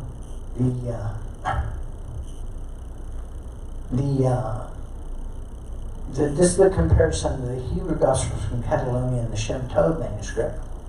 So in Hebrew, in Matthew, it says that Yeshua is the son of the carpenter. In Mark, it says he's the carpenter. But that was obviously wrong. They generalized it. Son of the carpenter, comes the carpenter, right? But they're talking about the very same story. So something is off here. In one, he was the son of the carpenter. In the other, he was the carpenter. And that's not to say that he wasn't a carpenter or anything. It's just that the story is different. And it's the same story. The same person is speaking in both of these. Right? Well, in other early Greek documents, it doesn't say. It says the son of the carpenter. In the Hebrew Gospels, it says in both Matthew and Mark, go ahead, well, it doesn't say he's the son of the carpenter, they say he's the son of the smith. The napach, right? In Greek, it says technon, which is builder. We're used to him being a carpenter, right? Because in English it was translated carpenter. But he's a builder. Now, I was a carpenter, so I can tell you, you're a carpenter, you do a little bit of everything. You lay foundations, you do roofs, you do painting, you do caulking, you do electrical work, you know. So, I didn't do smith work. But back in the day, if you wanted nails in there's the forge. You make them, right? You need a hinge, there's the forge. Make it. So it's not unusual for him to be called a smith, because he probably did do some of that.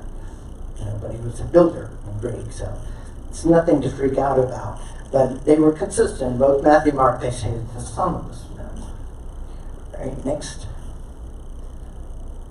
The Hebrew Gospels and Shem both list Philip and Bartholomew before James and John. So the order is different than in the Greek Gospels, but the order of the Hebrew Gospels from Catalonia and the Shem Tov manuscript, they're different, but they match. But they're different from the Hebrew Gospels. These are little things. Next. The word Yalet in Hebrew can mean both child or servant. So the Hebrew Gospels and Shem Tov both say that it was centurion's son that was ill to death, not his servant. Right? These are both the Hebrew Gospels say that. That was the Shem Tov manuscript. Next. And both say that the boy was healed at that hour. Next.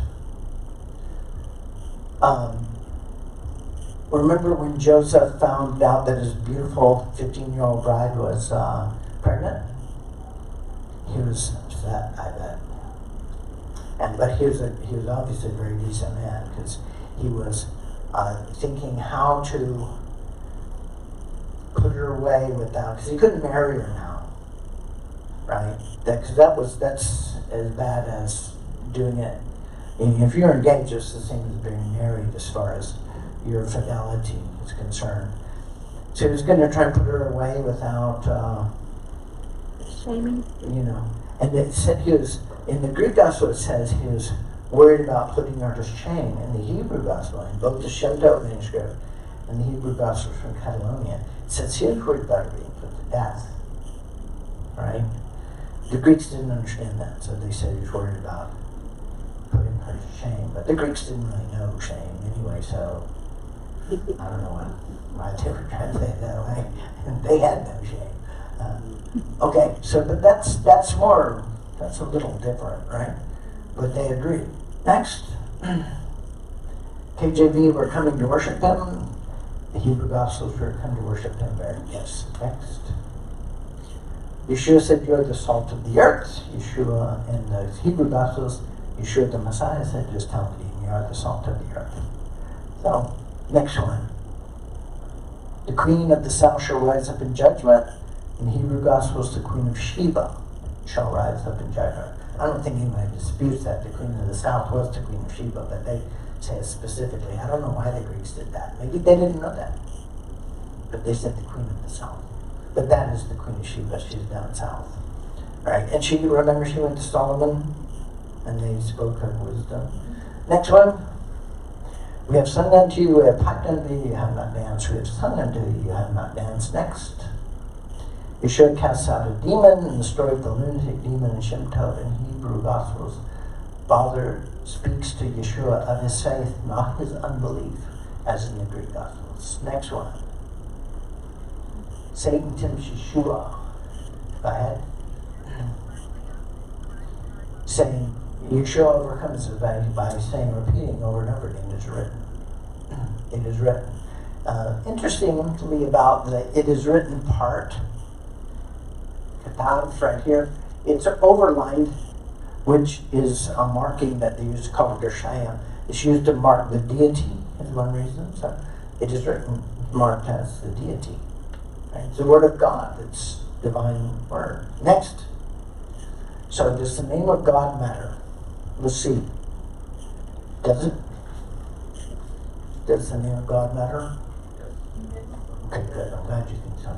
So it's one of the markers of the Hebrew manuscript tradition that the original Hebrew texts, the Hebrew Gospels and the Shem Tov, spring from original Hebrew texts. There are other manuscripts that you have to look outside of the control of the Roman Catholic Church.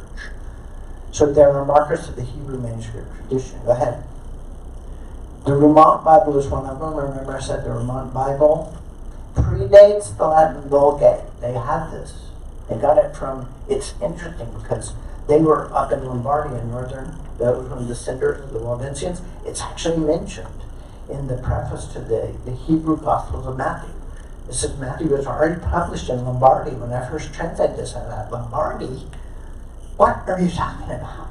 That's coming out of nowhere. And then later on, when I studied the prefaces of the Waldensian manuscripts, and it said the same thing, I thought, wow. It's not a reference from nowhere.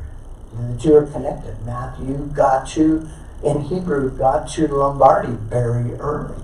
This is where the Messianic Church left Rome, during the time Pope Leo moved up to the north. Right? And they had a see there in opposition to Rome in the south. Go. So, marker number one, the name of the Messiah derives from Hebrew, not Greek or Latin. In the Hebrew Gospels from Catalonia, it's Yeshuas. In the Shem Tov manuscripts, it's Yeshu. And the Ramont Bible is Yeshua. Go ahead. John 1:1. In the beginning was the Word, and the Word was with God, and the Word was God. That's Greek. In the Hebrew, it says, in the beginning was the Son, and the Son was with God, and the Son was God. So in the Hebrew Gospels from Catalonia, it says, in the beginning was the Son, Elohah, and the Son of El was with El. Next. Pretty much the same.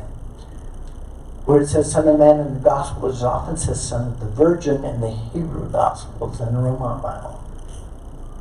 Next. And you shall, this is an important one, it's called paranomosia, it's an internal rhyme. Take words with a similar sounding sense. And here's probably the most famous one, Matthew 1:21. You should call his name Yeshua. Yeshua means salvation. You shall call his name Yeshua, for he shall save his people. Call his name Yeshua, so the verb form is Yoshia. You shall call his name Yeshua, for he will Yoshia his people. That's paranomosia. Words with a similar sound and sense. Used in internal rhyme. So that's why it was called Yeshua. It means salvation. Go ahead. This is my favorite one. Alright. In the Greek version of the Bible, when Jesus met his disciples and Mary's on the road after he comes back from the grave, he greets them on the road saying, all hail. Does that sound like him? That's a Roman military salute. Now, in the Hebrew Gospels, he says God is salvation, which is Yehovah Yoshiahenu. God is our salvation. And that means actually a variation of his own name. God is our salvation. Yehovah Yoshiahenu. So, the Greeks translated, they got it wrong, but it doesn't look familiar. What about this? Hitler adopted the Roman military salute as the Nazi salute. Because of the Hebrew Gospels, I can assure you that Jesus did not meet his followers on the road with the Nazi salute. And that's kind of important, I think. Right? That would be a big scandal, wouldn't it? Okay, so go ahead. So, God is our salvation. Here's Sukkot, the year 30 AD. Yeshua was there. Okay? At the climax of the week-long Feast of Tabernacles, the high priest in procession goes to the pool of Siloam and draws the water of salvation. This is from Isaiah. The Mayane HaYeshua, the springs of salvation. He goes to water. It has to be flowing water. Because the water becomes still, it stagnates, it's dead. It has to be flowing water. It's living water. It's flowing water. So he pulls the water of salvation, the Mayane HaYeshua, and returns to the temple and adds wine to the water. And what does wine represent? Blood. So that's the blood of Yeshua. Right? And guess what they do? They pour the blood of Yeshua onto the altar. And all of the Jews from around the world who gather together yell out in one voice, Yehovah Yoshiahenu. Yehovah is our Yeshua. That's what they're saying. Yehovah is our Yeshua. We gotta change that. People are gonna wake up. We gotta crush that name thing, right? But that's what they're saying. How many Jews would awaken to that if they're still saying that? Yehovah is our Yeshua. What does that mean? Does that mean that Yehovah is our Yeshua? Right? That's what he said. So, go ahead. So on the last and greatest day of the festival, Yeshua stood up at this very same moment and said, let anyone who is thirsty come to me and drink. Whoever believes in me, as Scripture has said, rivers of living water will flow from within them. Next, Yehovah is our Yeshua. That's our boy. Lots of chutzpah to do that. Stand up at that moment and say, whoever is thirsting for righteousness, come to me. I'll give it to you. Rivers of living water flowing out of you. Pretty interesting, isn't it? You think that's a coincidence? I don't think that's a coincidence, not in the slightest. Is that the end? I think it is, right? Okay, put the last one up. If we want to take a little break here, why don't you go ahead and take a break, go to the bathroom, get some coffee, whatever. And be back here in like a minute and a half, okay? If I assume that you'll be back in 15 minutes. I wanted to mention a couple of things. Before Dr. Jones mentions a few things, he doesn't already do this, but you guys know that when we do these, we always offer a love offering to whoever's here. And so I just want to extend that opportunity for anyone here. We've got buckets up in the front. You're welcome to come throw money in there, cash in there, check in there if you need one of these things. You can come find me specifically. But this is obviously a beautiful ministry, and you see what you're seeding into. And so we just speak blessings over you and over your whole ministry. Yeah, we really couldn't survive without it, so I appreciate it. And we could pass one around if we wanted to. Yeah, whatever. Once you grab one, just start it going around. I wanted to just mention a couple of really important things before we go into our last slideshow. And one, I mentioned that I ascertained that the Hebrew Gospels in Catalonia came from the first century source. Jerome translated them, and he said there was something different in the Hebrew Gospels and not in the Greek Gospels. What do you need to ascertain these manuscripts as coming from a first century source? Well, or just them being authentic? Well, you need someone in authority in antiquity that says, well, something is different from the Hebrew Gospels and the Greek Gospels, right? It'd be nice if you have more than one authority that says that and have independent historical confirmation. And, of course, that difference has to be in the Hebrew manuscripts that survive today.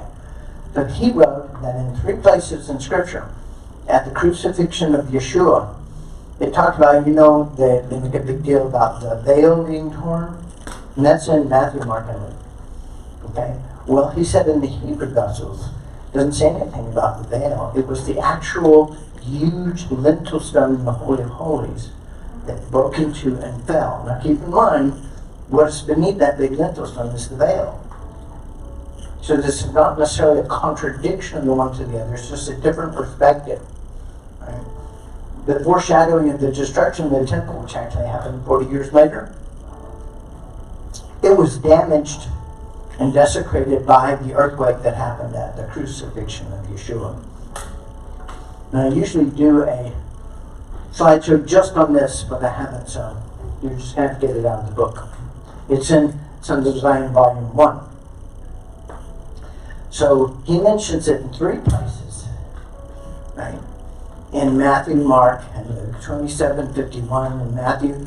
And so these are in each one of these places. So when I read this, that Jerome had said this difference between the Hebrew Gospels and the Greek Gospels, he took me by the hand and said, okay, now come over here and check the Hebrew Gospels. So I checked the Hebrew Gospels, and in each case, in Matthew, Mark, and Luke, the places where the crucifixion is mentioned, it talked about the stones of the temple being split. No veil. The stones of the temple from top to bottom, from front to back, the entryway, was split in half. Okay? So that was very convincing. And Jerome says this came from a first century source. He said this is the tradition of the earliest church, the Hebrew church, the Messianic church. This was their tradition. Okay, now to the Greeks, the veil thing was, well, we are no longer excluded from the inner sanctuary. We can have direct communication with Jehovah ourselves. We don't have to go through Hebrew priests. And that's fine and that's true. But that's what mattered to them, to the Hebrews who had been in this temple when it was literally probably one of the greatest wonders in the ancient world. Covered with gold. I mean, it's a huge structure. Incredible. And they just finished it, 46 years to build it. And then he was sacrificed, and an earthquake destroyed the inner sanctum. What do you call that? Yeah, it desecrated the Holy of Holies. Now you could hide that, because nobody was allowed it in there anyway. You know, and the larger structure around it was the larger rocks, and they weren't cracked. But another place was damaged, and this is mentioned in outside independent sources. The chamber of hewn stone in which the Sanhedrin met, in which that very morning he had been condemned, Yeshua had been condemned for blasphemy. That was so destroyed they could no longer use it. Wow. And so they had to move out into the marketplace. Right? That was God passing witness on the crucifixion of his son. The earthquake, the darkness, the splitting of the lintel stone. Okay, so when I got the Cochin Gospels, God took me by the hand again and said, okay, go look at these. In every verse that talked about the crucifixion, it talked even clearly, more clearly, it talked about the lintel stone of the Holy of Holies being split and falling. Okay? Now this is mentioned by other people. I mean, Josephus said it. The author of Passionis Dominis said it, The Passion of God. Was written in the history. I don't know who wrote it, but it was written in that history that it was the lintel stone that fell, not the veil. That the Hebrew Gospels had said that. So that's pretty secure. And so we look at the Hebrew Gospels and they've got it. Not only is it in the Hebrew Gospels from Babylonia, it's in the Hebrew Gospels from Cochin. And it comes from a first century source, because Jerome said it was from a first century source, which is pretty cool that you can ascertain that. And I want you to think about this. These two copies of Gospels are separated by 2,000 years and 5,000 miles. There's no way that there could be collusion between those two copies, right? They had to come from the same ancient first century source to have that in there. There's just no way that could be. One was a copy of the other. They're 5,000 miles away. It wasn't as easy to travel 5,000 miles in the old days, right? So that's how we authenticated them. It's not the only authentication, because you've seen some of the others. There's a lot of authentication of the Hebrew Gospels. Plenty enough for anybody with an open mind. Not that open minds are kind of in short supply these days, but it doesn't matter. We just have to tell the truth, and eventually the documentation is so overwhelming that they have to acknowledge it. Right? Like I said, the manuscripts of the Hebrew Gospels are beginning to pile up. The ones that are not supposed to exist are beginning to pile up. And one of the most important things about them, as Stephen wanted me to mention, is their use of the name. Right? And one of the markers of the Hebrew Gospels is that they use the name of Yeshua in Hebrew. They use the name of Jesus in Hebrew. It's the marker of the Hebrew Gospels. But they also, some of them, use the name of God in Hebrew.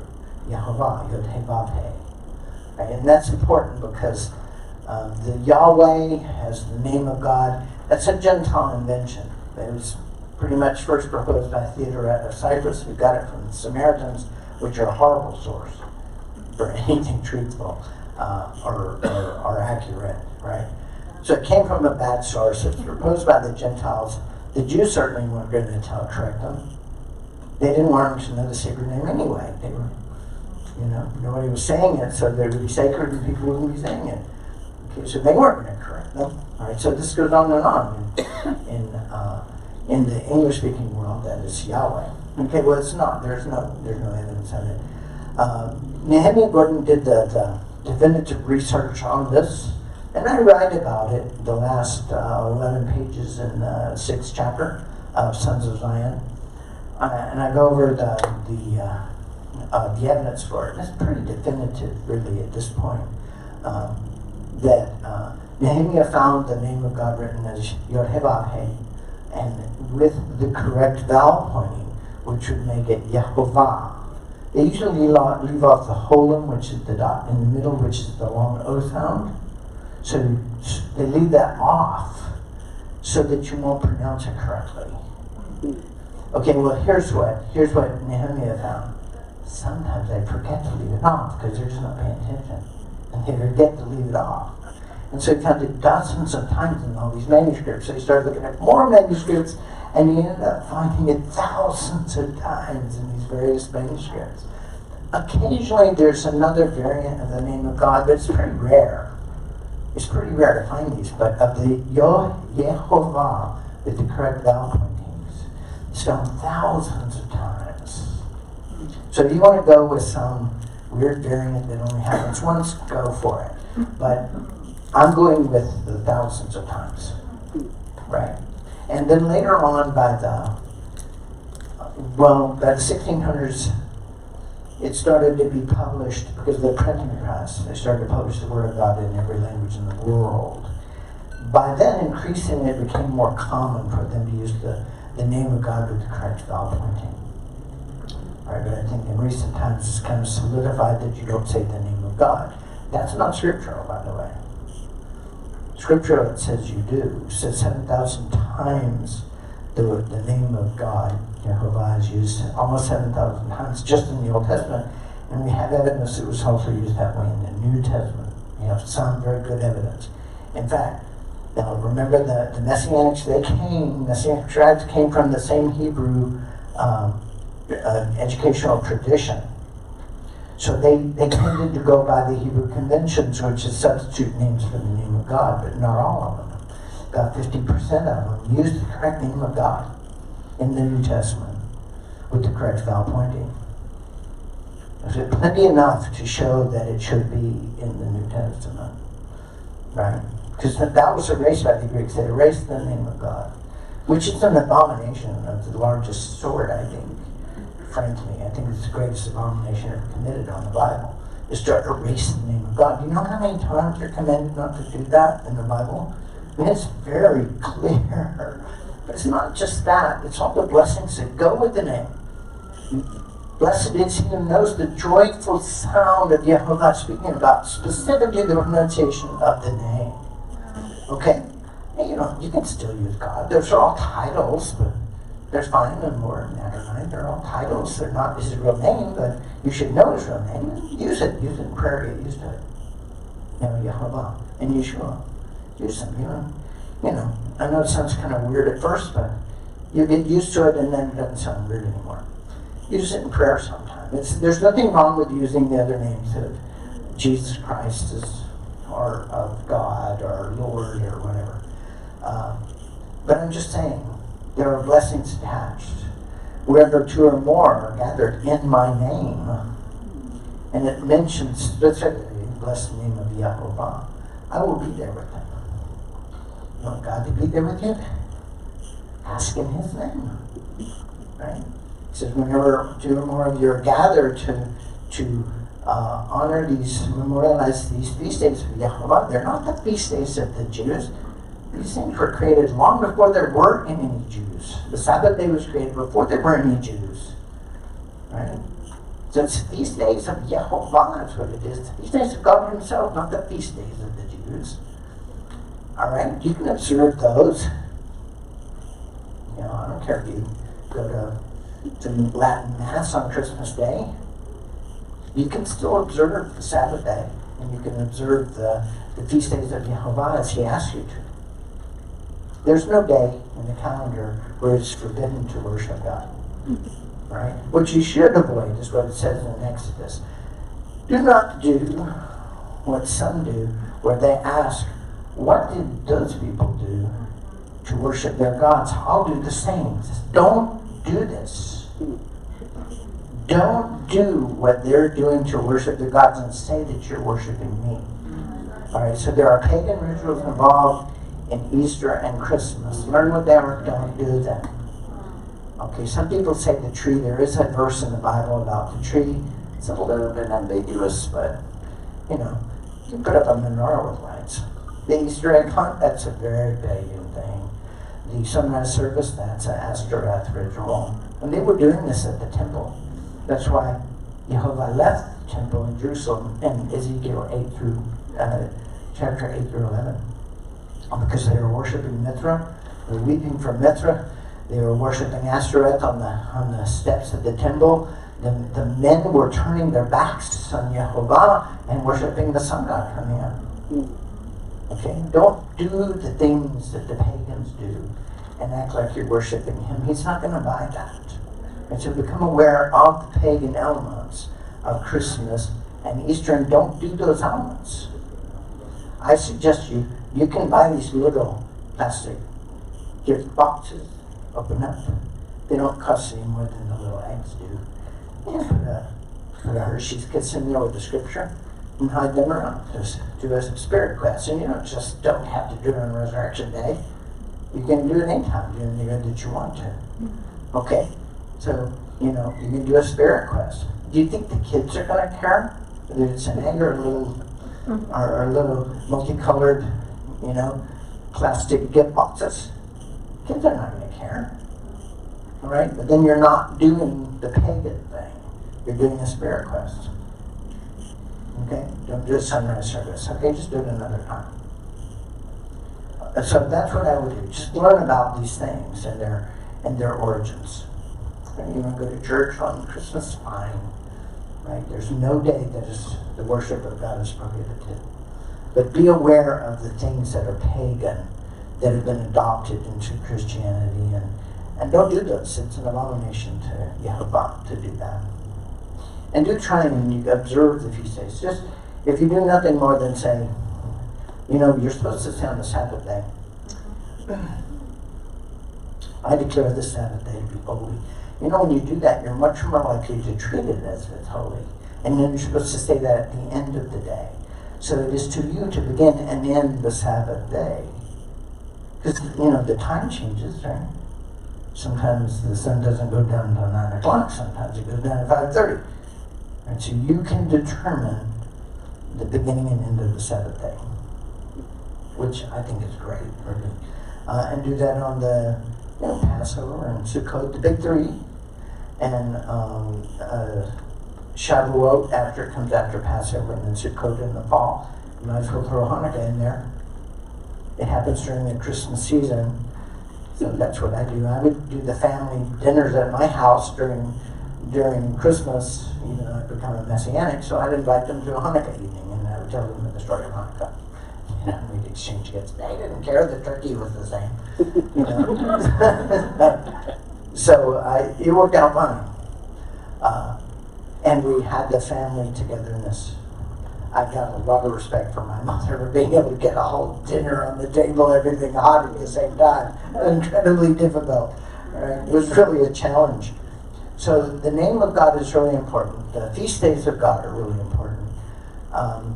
And then the Torah, Yehovah, is important. There are things that are superseded. No animal sacrifice is necessary anymore. We should settle all that at once. A lot of the ceremonial things about the temple's no longer there, so those ceremonial things about the door. But memorializing the feast days of Yehovah, that's important. So you ought to just make note of it and keep it there in your heart. Or I'd get a menorah if I were you, light some candles. So Yehovah, say a prayer for your children. That's what you usually do on the Sabbath day. And just remember it. He doesn't say you have to spend the day in fasting and prayer. He just says he wants you to remember him. Right? And he'll be there with you. So hey, when God's handing out blessings, over here, I'll take a blessing. I want to be first in line. So he says he'll come to you and he'll bless you. He will. He keeps his promises. So, you can do those things. You don't have to change from being a Baptist to being a Messianic. You don't have to change from being a Jew to be a Messianic. You don't have to change from being a Catholic to being Messianic. You don't have to become a Christian to accept your Hebrew. If you're Jewish, you don't have to become a Christian to accept your Hebrew Messiah. Right? It's not required. Yeshua just wants you to be close to your Creator. The way it says it in Scripture. So find out what it says in Scripture. It'll be an eye-opener to you. It really will be. Messianic Church Writing, this is volume 2 of the Sons of Zion versus the Sons of Greece. This takes you up to the time of Constantine. Volume 2, which comes out this month, will take you up to the present. And it is a real eye-opener, and you're going to get a preview of it. Right now, you're going to get a preview of it. Right? The 16 major accomplishments of the Messianic and Neo-Messianic Church throughout 2,000 years. The church is not supposed to exist. Remember that one? It was declared heretic in the 4th century, and they just refused to go away. Okay, first we have to start with the life and death of Yeshua HaMashiach, which changed the world. As a Messianic, this is my leader. This is my Savior. And his ministry changed the world. Okay, he's the one I'm following. So that's the number one major achievement. Here's one of the things that they never mention from the altars, the Yeshua dynasty. Right? Can you see that? Okay, well, I'll give you just a sort of rundown. Okay, Joseph and Miriam, right?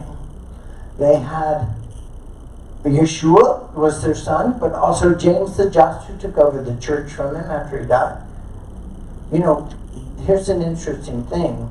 The Greek Gospel doesn't say anything about it. And then this guy shows up and he's leading the church, apparently with the complete agreement of all the apostles.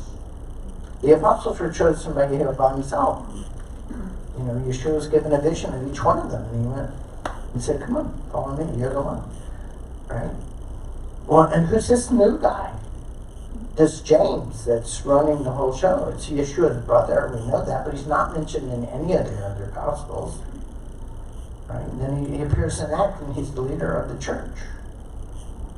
He is mentioned in the Hebrew Gospels. Yeshua appeared to him out on his return and anointed him to be head of the church. Right? And the Greek Gospels, when he appears to Cleophas, when he returns, Cleophas was also his relative. It was his uncle. Right? It was the brother of Joseph, who also married a woman named Miriam. Right? And he had 2 sons who were apostles. James the Lesser and Jude Thaddeus. And he also had a daughter named Salome, who married a man named Zebedee. And they had sons called the sons of Zebedee, James and John. So they were the grandchildren of Cleophas, who was Yeshua's uncle. So 4 of the apostles, James the Greater and John the Apostle, 4 of the apostles were family of Yeshua. Didn't know that, did you? No, you didn't. Okay, and why don't you know it?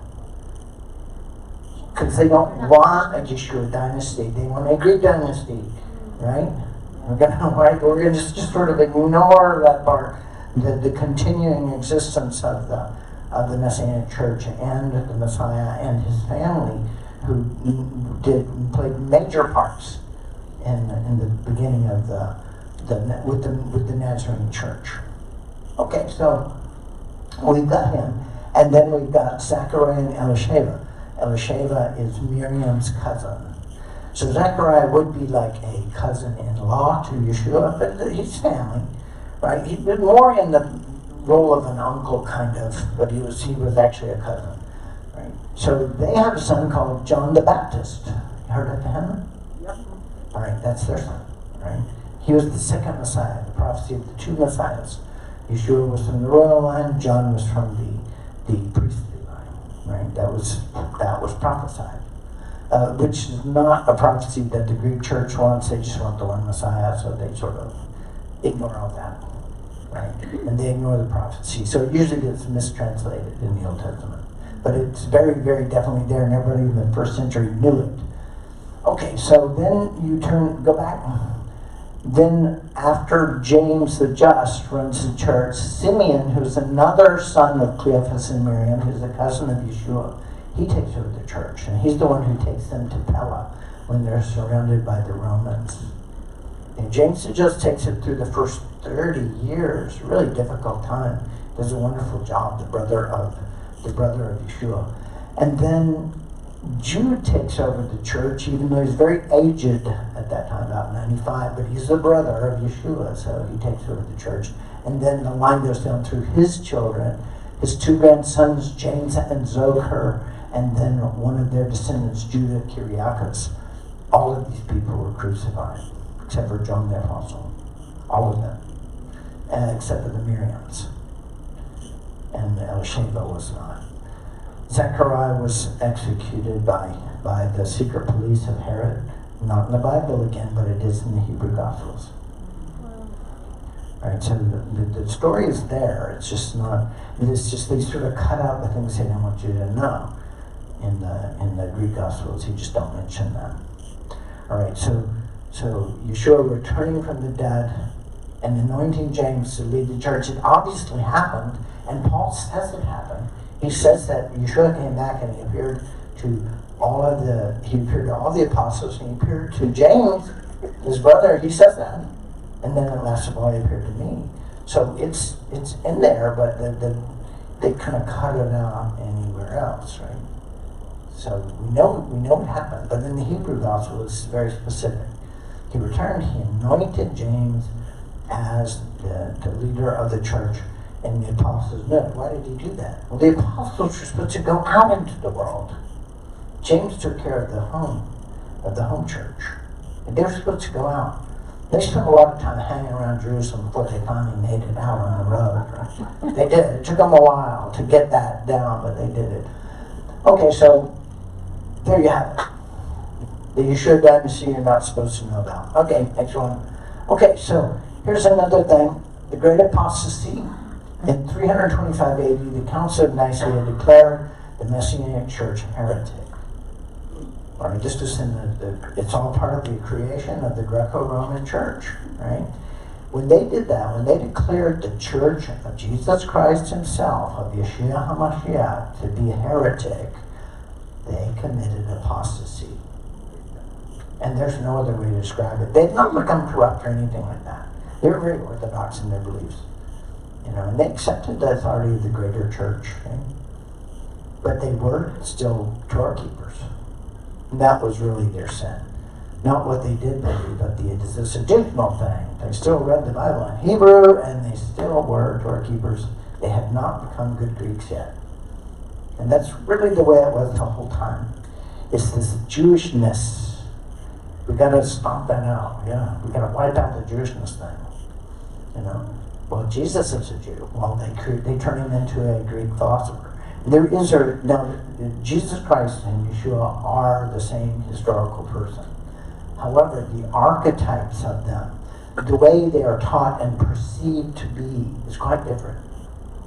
The Hebrew Messiah who upholds Torah, and the Greek Jesus who abolishes it. Those things they contradict each other. So the archetypes of the two was totally different. Totally different. All right? It is the same historic person, but, the Greeks created one picture. Jesus Christ became a Greek philosopher, basically. He became Greek. He's no longer Jewish. All right? And that's the way it's been ever since. We're trying to embrace Jesus but reject him at the same time. Right? Embrace the Old Testament but reject it at the same time because it's too Jewish. So that we've got this schizophrenic thing going on because of that apostasy, that original apostasy. You know, you can't reject Jesus. I mean, what does he say about it? It denies me, denies my Father. Right? That's pretty clear, right? Okay, so Constantine did that, and the persecution of the Messianics continued almost 2 millennium. They were the most persecuted, more persecuted than the Jews, because they were more of a threat. They had accepted, you can go on and change it, they had accepted both the Son of God and the Torah of Yehovah. They are the true heirs to the church. And the Greek church wanted to, they wanted the mantle of the chosen people to be on them. That's called the election of the chosen people. They wanted that to be theirs. All right, so that's why they were so vicious in attacking the Messianic church. All this happened, and it happened for centuries. Every time the Messianic church resurged, they would do violence to put it down. Right? That's apostasy, folks. Right? And I don't think there's anybody here who wants to torture and execute your fellow congregants. Even if they're Jewish, I don't think you'd want to do that, right? So why is it happening back then? Purely for competition. They're trying to wipe out the competition. And it's evil.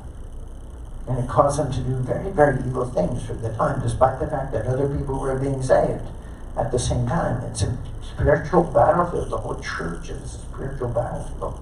Good things and bad things were happening. So the Messianics were called many things. They were called Nazarenes, Jewish Christians.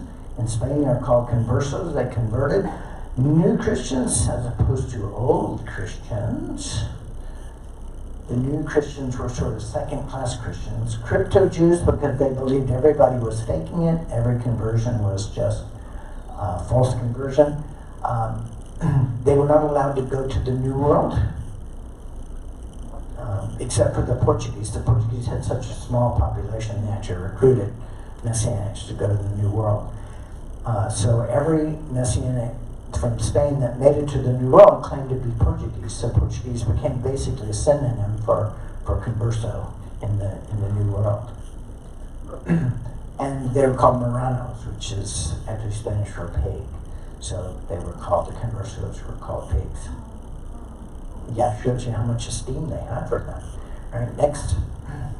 But mostly they were called heretics. And they tried to destroy them. The Spanish Inquisition was purely to destroy the Messianic church. Most people know about the Spanish Inquisition, am I right? But very few people know that it was instituted specifically to crush the resurgent Messianic church.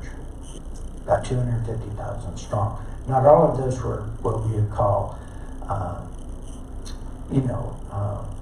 Messianics of the original church style. Some of them were just converting because they were forced to. Others were just really didn't care about this whole bloody business of a religion. Just leave me alone. Right? Secularist assimilationists, they were called. Some of them assimilated to the new church, the Roman church. But there was this group. There's always a remnant seed, and it was probably very large. Because it's only 250,000. If it's divided in 4 quarters for these 4 types of people, we're still talking, what, 60,000, 70,000 people or more? The big, huge resurgence of the church. They believed this is a Hebrew story about a Hebrew Messiah, the God of the Hebrews. And it's written in Hebrew, and we want it written in Hebrew. We want the Hebrew Gospels written in Hebrew. That is our religion. And it wasn't a Roman Catholic religion, was it? So they had to, the church felt like they had to destroy that, which was evil, totally evil, right? So let's not make any bones about that. So church history tells the Messianic church disappeared in the 5th century. It did not disappear. It survived and it thrived, making major contributions throughout world history. And markers of the church, they put women on an equal level with men as far as education and preaching goes. They were highly evangelistic, sending people out all over to evangelize, despite the danger of that to them. In fact, in Lombardy, there was a school of martyrs. And they did get martyred, but they went out and they evangelized all through Europe. So they were very highly evangelistic. They carefully preserved the Hebrew Gospels and the texts that had been translated from the Hebrew into the early European languages. Molecular not in Italy. That would be Old French, Occitan in France, the Cathars, which was a neo-Messianic group, and among the conversos in Spain, who had it in Hebrew because they were Hebrew. Next, the Messianic Apostolic Church spread the gospel to the world. These were Jewish Christians doing this. They spread the gospel to the world before the church in Rome even got on its feet. They were responsible for that, and it's a part of church history that's just basically minimized. Thomas took it to India. They took it all over the known world, right? The Messianic Church of the Jewish Christians. It wasn't the Roman Church that did it. I mean, they had their day, but the initial gospel was passed on by the Messianics. Next, the Nestorian Church, which was a Messianic type church because they broke off from the Greco-Roman Church in the 4th century. Before all the mandates came down and the demands to change and the dismissal of the Messianic Church as heretic.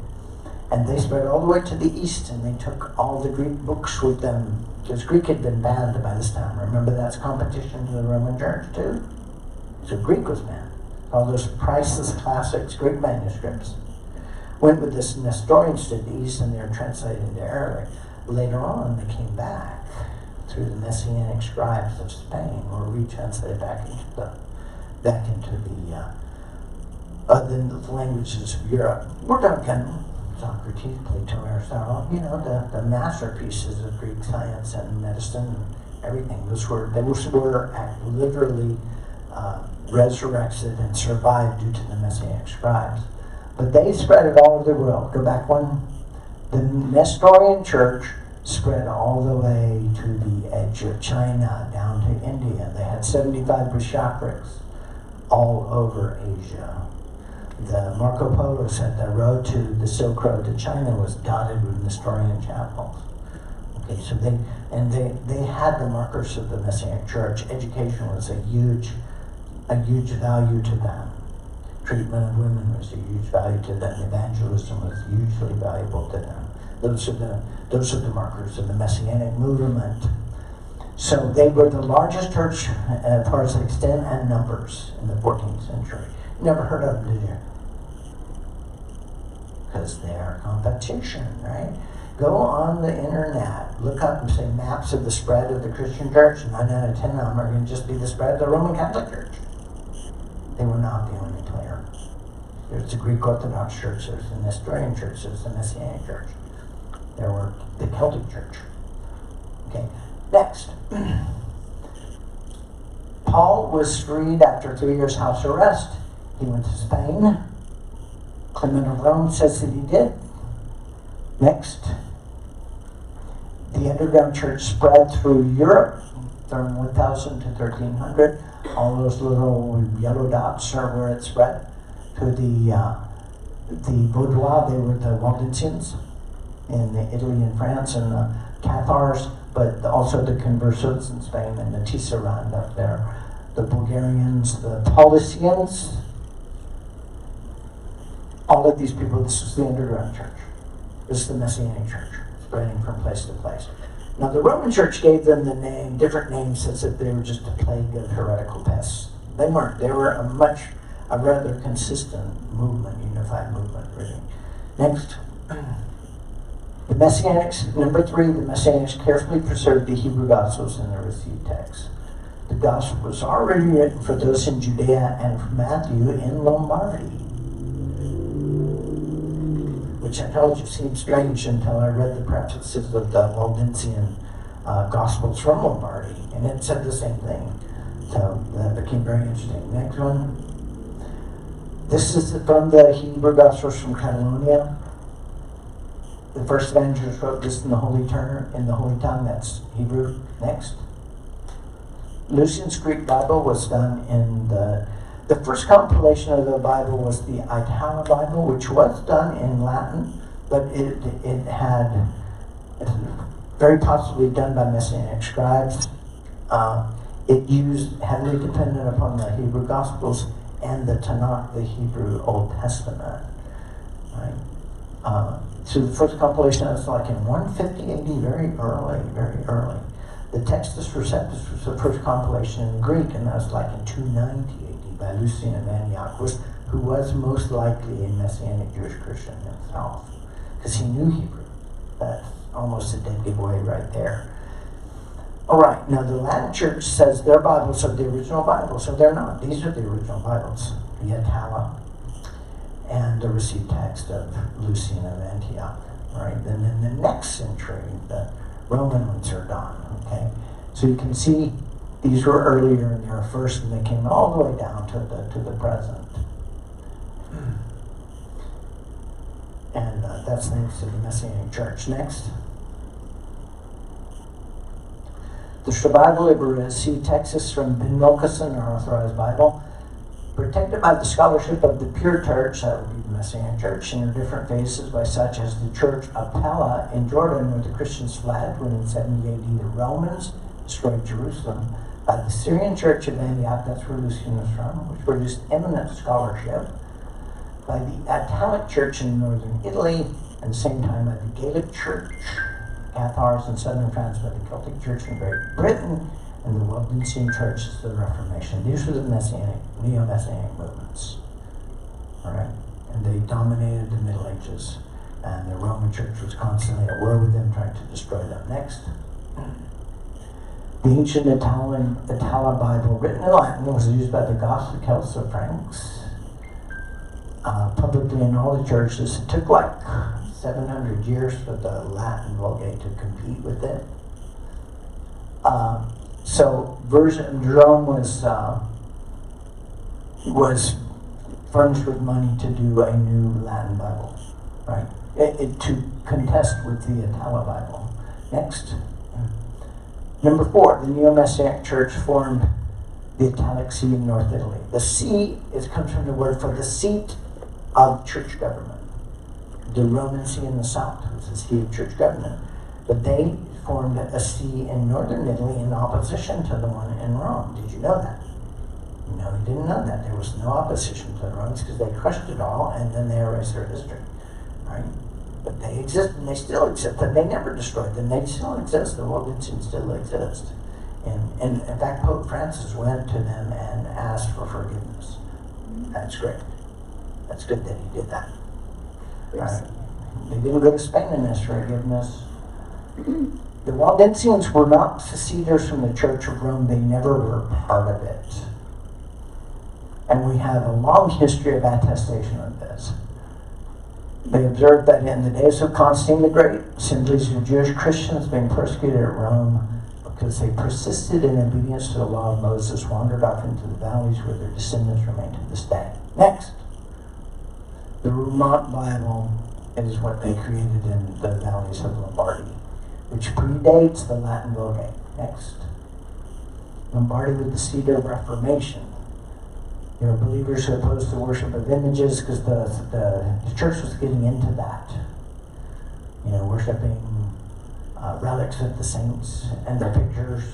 Greek Orthodox really bad. But they decided to, remember it says, you shall not bow down or worship any likeness of anything. You think images of saints would be a likeness of something? So they would, worship a picture of the saint and maybe his finger or something, and his skull, whatever they had left. They built churches around these relics of the saints. They were worshiping all these things. They were worshiping plastic Jesus. They still do now, plastic Madonnas and stuff like that. But they're very clear. The Bible is very clear. You don't bow down to these things and worship them, right? So So the church handled that by coming together in the Second Lateran Council, 800s, 9th century, and decided they just made it legal. Of course they didn't call it worship, they called it adoration. That's okay. Adoration is fine. Worship, it's not worship. Adoration is not worship. Right, well, to do this, they had to change the 10 Commandments. Right? What does the second commandment say? No? You shall put no other gods before me. You shall not worship any graven images, any likeness to anything, or bow down to it or worship it. Well, they said, well, that's really included in the first commandment. So they eliminated the second commandment. Right, now, they didn't change the Bible, but it's on all the wall hangings and in the catechism, they always refer to those 10 commandments. So that leaves you with 9 now, right? Because they knocked out the one about worshiping images. Because they just legalized it, so they can't have that in there, right? So they took number 9, which is you shall not covet your neighbor's ass or your neighbor's wife's ass. So that's obviously 2 different things, right? So now you got 10 again, right? Okay, so that they really did this, and that if you look at the Catholic 10 suggestions, they're right there, right? They're all there. They legalized the worship of relics and saints and images and pilgrimages to the tombs of saints and such as this. Not except for the Waldensians in northern Italy. They said, this is idolatry, obviously. And they, over the centuries, they said this. And they were attacked for it. Next. In the 5th, the Cathar Neo-Messianic Church brings chivalry to the West. Next. Okay, the age of chivalry and crusades. It's called courtly love. It's what it's called. We know it as chivalry. But it was brought in from the East, and basically this was a really interesting movement. This brought what we would call romantic love into the equation. Women were treated much like property, right? And the whole movement of courtly love said that you learn to treat your maid as if she is your queen, right? You learn to treat her with the same reverence you would have for things of a higher spiritual nature. That's where the Grail quest came from. Not that they were actually looking for some object, but they were looking to drink from the chalice that you should have drunk from, to know the light and the good. It was actually a Gnostic religion. But there's very definite Gnostic elements in the New Testament. Now, I'm not a Gnostic myself, it gets a bit too ambiguous, but but there are a lot of Gnostic elements. It is given to you to know the mysteries of the kingdom of heaven. So there are mysteries. Yeshua came back and he took them up to the mountain in Galilee, where for 40 days and 40 nights they did. What? We don't know. It's a mystery. But I tell you what, they came down really changed men. They went up as lambs and came down as lions. So something happened. Something big happened up there. So there are Gnostic elements in the New Testament. But Gnosticism as a religion, it gets a little ambiguous and it gets a little unreal. Right? But they were Gnostic. The Cathars were. Okay, next. So the Cathar Bibles in the School of Martyrs, that was up here in Lombardy in Italy, and they did have their own scripture, which came from the East. It was not from the Roman Church. Next, the Celtic Church. Did you know that St. Patrick was Messianic? The oldest book written in Ireland describes where his family came from. His family came from the destruction of Jerusalem in 70. The people that did not leave and go to Pella were rounded up by the Romans as basically slaves or indentured servants, whatever you want. And they took them to the extremities of the empire, and they parked them there to serve as a buffer between Rome and the pagans beyond the woods. Okay, that was London at the time. So they took his family there. So he was literally a Jewish Christian. Okay, over the decades, over the generations. So he was the Celtic. He was, the Roman Church later on appropriated his ministry, but he never had any contact with Rome. In fact, he was in opposition to the things that Rome was doing. He was not a Roman Catholic. He was a Celtic priest. He was a Messianic. It was a Messianic church, and it created incredible miracles. He raised more people from the dead than anyone in history that we know of, about 60 people. That was incredible. And these are miracle abilities that he passed on to his followers. So I believe that these things happen because you see the fruits of them. So he was just, it was the miraculous nature of the early church was very strong in Patrick because he was like the early church.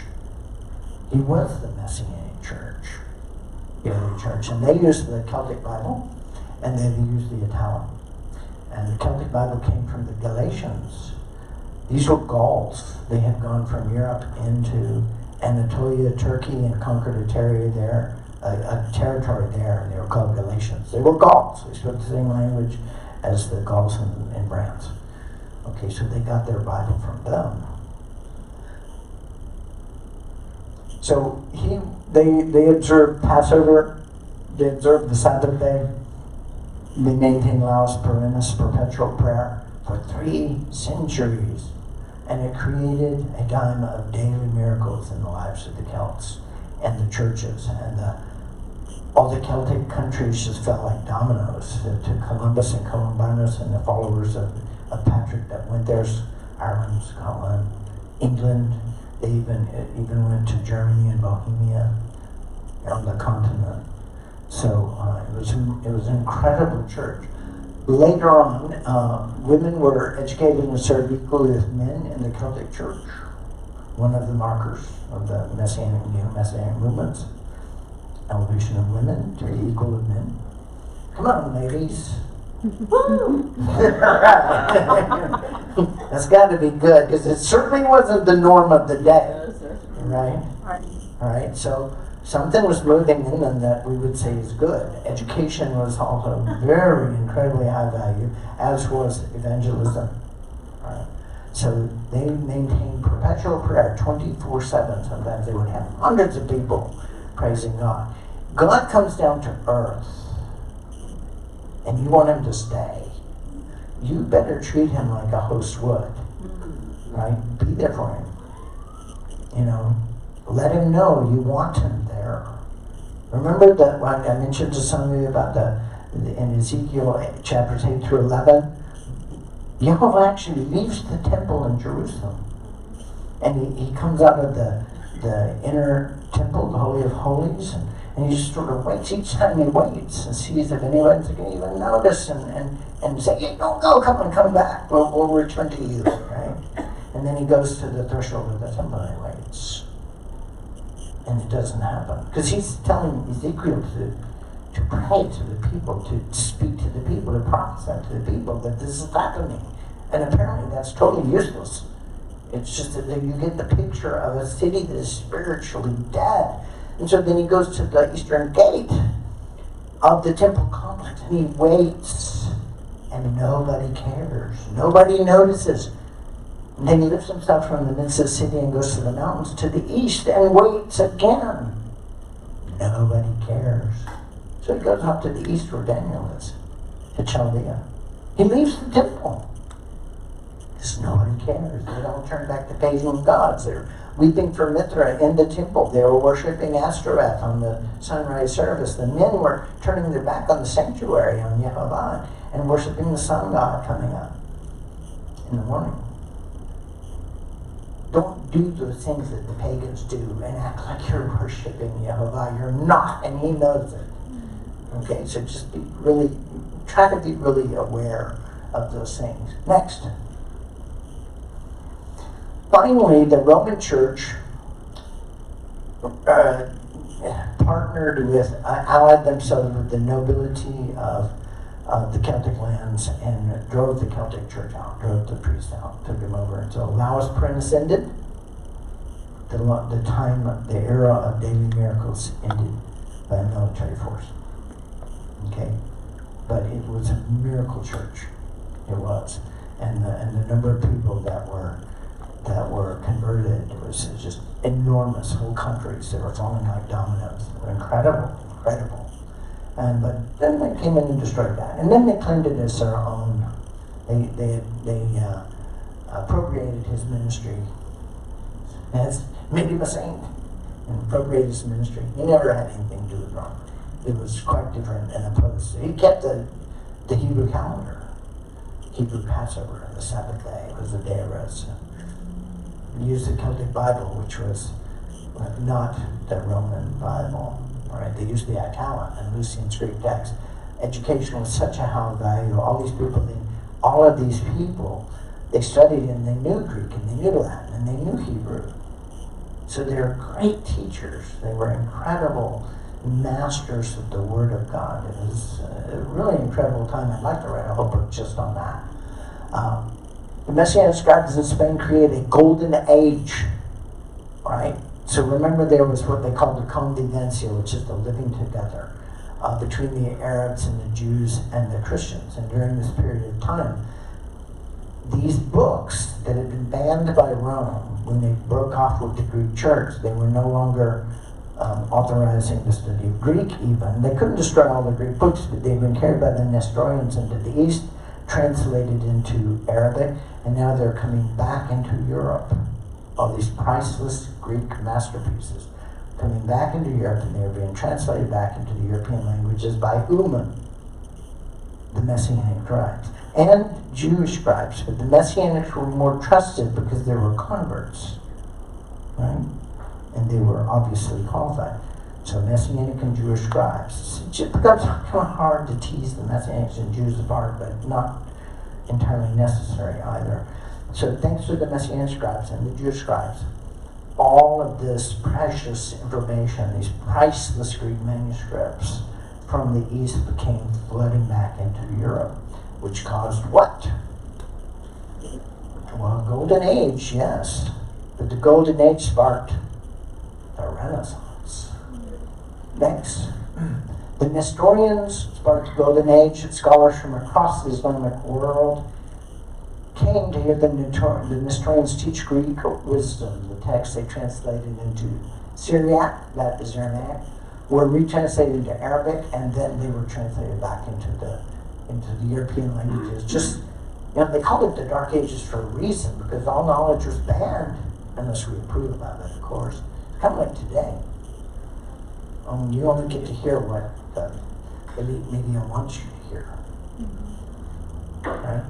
So that they did the same thing in the Dark Ages. That's why it was dark. Okay, but then all this light came flooding back in from the East, and it came through Sephiroth, Spain, and through the Messianic scribes. They did this. Next.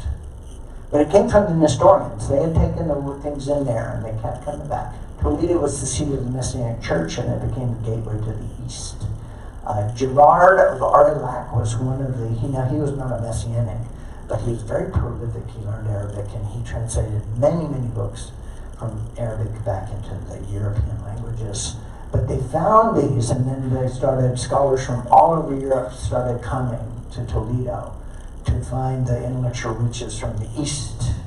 And they found it. And they brought all that back into the West. The end of the Dark Ages, really. Next. The Jewish Christian conversos in Spain created a resurgent Messianic church. Next. They had their own synagogues, their own yeshivas, which were schools. Right? They had their own bishops. They had their own priests. Right? It was a big deal. Next. These are the four types that I told you about of Sephardim conversos. Those who believed in Christ from the Hebraic tradition, these were the true Messianics from the Hebraic tradition. And from the Greek tradition, they just wanted to become good Roman Catholics. Because they just wanted, that was to them the best way to assimilate. Right? And then from those that were unbelievers, there were some people who converted that weren't really believers. Right? And then they were crypto Jews, there were some. And then there are the ones who just wanted to become sons of Greece and just assimilate. They didn't want anything to do with religion, really. So there are those four types. But the Messianics were a very, very prominent, important part of that. And in the literature, historical literature, they are ignored, as if they did not exist, as if they were all crypto Jews, which is very demeaning. Because these people died in the Spanish Inquisition without saying a word. Because what can you say? You know they're going to kill you anyway. They want you to report on your friends, turning your friends and family. They never said a word, to inform on anyone or to try and defend themselves. It wasn't going to make any difference. Right? that they knew that. So they just went to their death in complete silence. Thousands of them. The bravery of these people. They were martyred for their beliefs in the Son of God. Right? And so the church wants to paint this all as they're all faking it. How do you fake it when you go to your death without, trying to save yourself? Because you're being accused of believing in the Hebrew Messiah. That's Judaizing, right? And you don't defend yourself, you're being martyred for your faith. So there are thousands of them. There were others, of course, who would say anything they wanted them to say, which didn't save them either. Next. 1492, Columbus was a Messianic. Did you know all this stuff? I didn't think so. Did you know St. Patrick was a Messianic? Didn't know Columbus was a Messianic. Some people might have known that. Right? How do we know that? Well, Washington Irving was paid by the Italian consulate to write the official biography of Columbus. And of course, they did what their people were paying them wanted to do. He reported that he was born in Genoa, Italy, which was his cover story. But Columbus never set foot in Italy. He doesn't speak Italian. He didn't speak Italian. He spoke Portuguese. Beautifully. And Hebrew. Spoke Hebrew, that's a big way, isn't it? His sons recited the Kaddish when he died, a Hebrew prayer for the dead. Recited the Kaddish at his death, Kaddish prayer. He spoke Hebrew. His mother was a Jewish noblewoman, and she was the mistress of the Duke of Beja in Portugal. Okay, so the Duke of Beja, he was raised in the Duke's home. Why would that happen? I mean, he's got a wife, right? And she's taking this illegitimate child into her home. Why would that happen? You know that in those days, if you did not produce a male heir, all your lands and properties and titles should go back to the king. So an illegitimate son could inherit and could save your whole line, your whole property. Now, he did not inherit, but he was raised in case that was a possibility. He was raised in the Duke of Beja's household. Now, the Duke of Beja actually went to the school of Prince Henry the Navigator, as did Columbus. He had incredible skills. You got to know he had really advanced skills in seamanship. Nobody had ever been more than 300 kilometers from the continent before, and here he is 3,000 kilometers away discovering a new world, right? It took incredible seamanship to be able to do that. He was a master virtuoso of the tides and the winds and the currents, and the use of the astrolabe and all these things that got him across the ocean and back. It was hairy. His whole journey was. He displayed incredible skill in doing it. He was very fair to the Indians. He always traded for the golden stuff that he got with them. So he was very fair to them, and he was given ancestral ownership to the land. Never let the Inquisition serve. In fact, that became basically, they held up the whole negotiation over this issue, that they would control the church in the area in which he was viceroy, which was basically the islands of the Caribbean, Hispaniola, which is now and Cuba. In fact, he was born in Cuba, Portugal. Okay, so in Cuba, the island, 40 of the place names were Portuguese place names from the Duchy of Beja in Cuba. Pretty telling, isn't it? He named it after the places he knew where he grew up.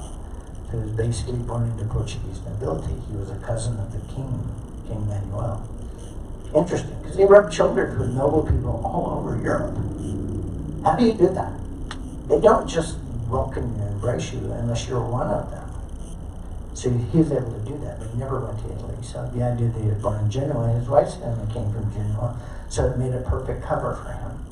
But he didn't speak Italian, never set foot in Italy. Doesn't have any ancestors from there or any descendants from there.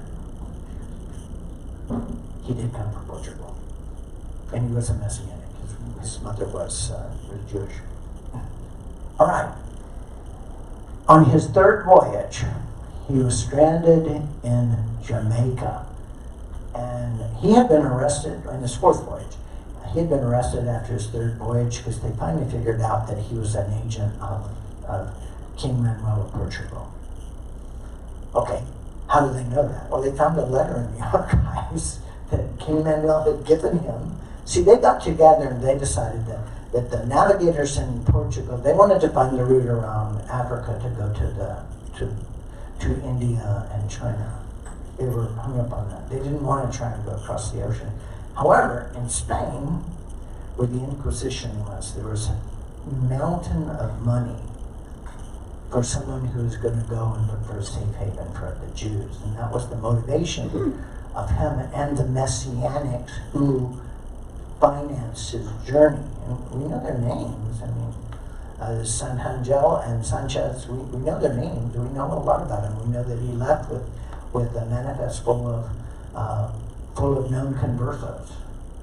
Right? Now, in this particular voyage, he had 50 teenage conversos on this book, because his Messianic financiers wanted to get their children away from the Inquisition. Right? Well, his old Spanish crew mutinied. Right? They mutinied. And his brother who was along, his younger brother Bartholomew, said, okay, well, let me take care of it. And he armed the 50 teenagers, and they marched against the mutineers. And they defeated them. The mutineers laughed at them because they're old sea hands. They've been in combat before. But the first six mutineers that rushed them, they shot them, and he soon had the leader at knife point. And they were returned, in chains. So Columbus was saved by a teenage army of conversos, of Messianics. Interesting story, is it not? But he thought he'd been abandoned by the queen. Isabella was really his protector.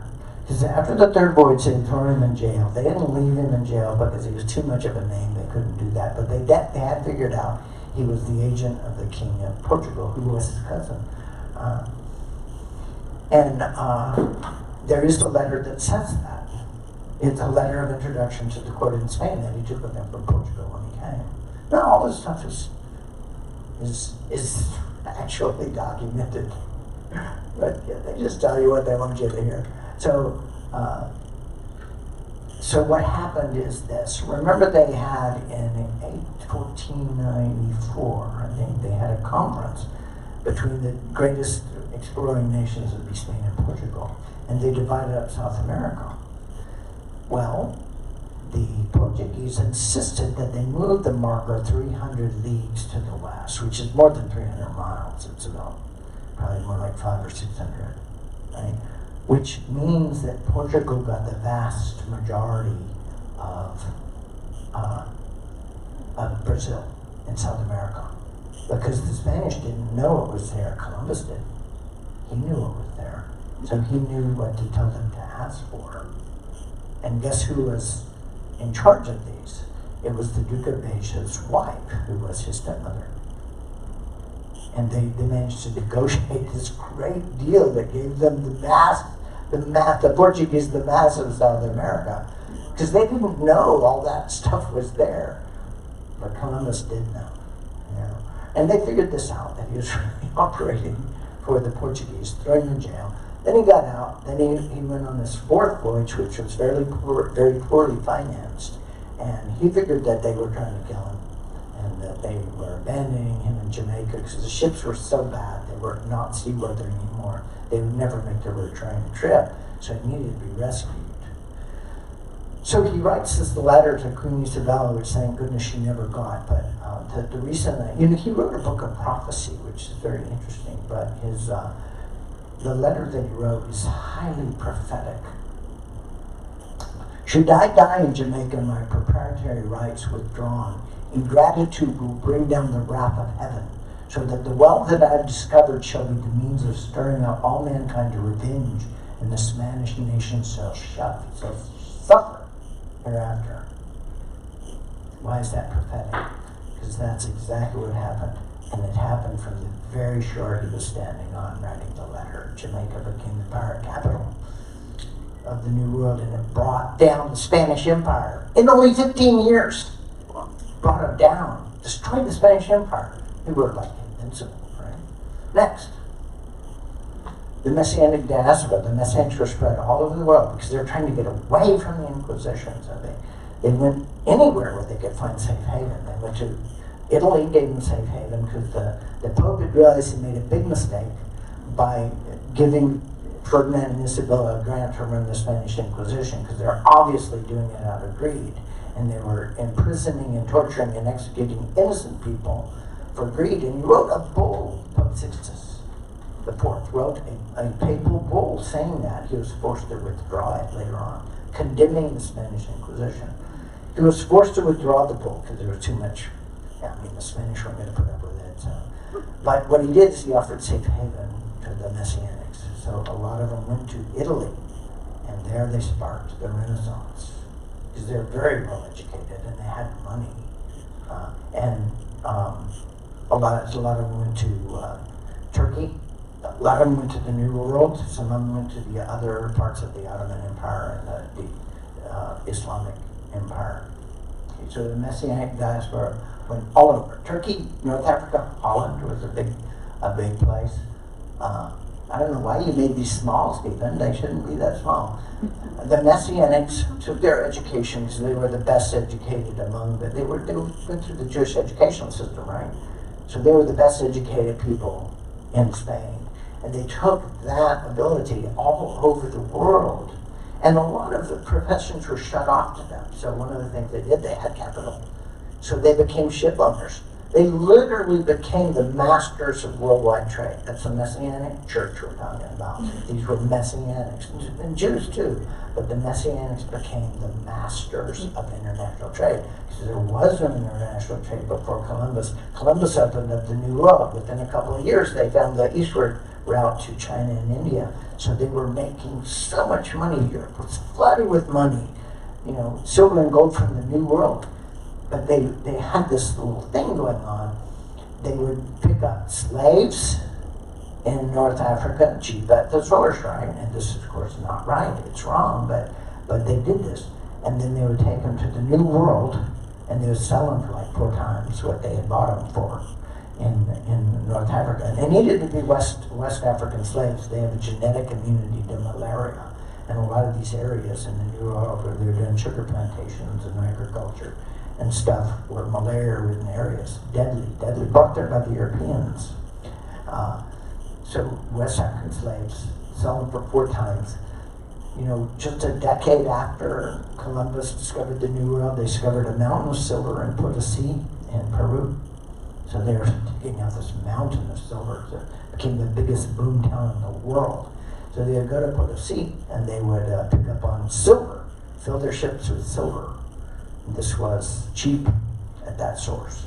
And then they discovered the westward circle to China. They go to China. China at this time had so mismanaged their currency that their whole currency system had collapsed. The whole nation of China, well, nation is a region, had no currency. Now they did use silver, but it was so rare and expensive. And then these galleons come into their ports chock full of money, of silver, that sells at this just enormous price, right? And they are able to fill up their galleons with trading goods from China, which had great trading goods, and India with silks and porcelain and things that were worth 4 times as much in Europe. So they go back to Europe with all this stuff, and they made a killing on every stage of this journey, multiplying their profits exponentially every place they stopped. They get that to Europe. So much money was flooding into Europe. And a lot of this money went to the support of artists, engineers, scientists, writers, all kinds of people, because they didn't have universities. Well, they did have some universities, but they weren't subsidized. So these people were swimming in money. And this led to the Renaissance, because They were enabling these people. It became a thing, to sponsor these artists and these intellectuals. It became a thing, and the Messianics were in this up to their neck because they had money, right? And Jews had money, and they all participated in the Renaissance fully, both as artists and as financiers of it. So this created the Renaissance. All this money coming in that they used to sponsor intellectuals, right? And the Renaissance was incredible. I mean, it was the greatest quantum leap in every area of endeavor possible. It was really incredible. Next.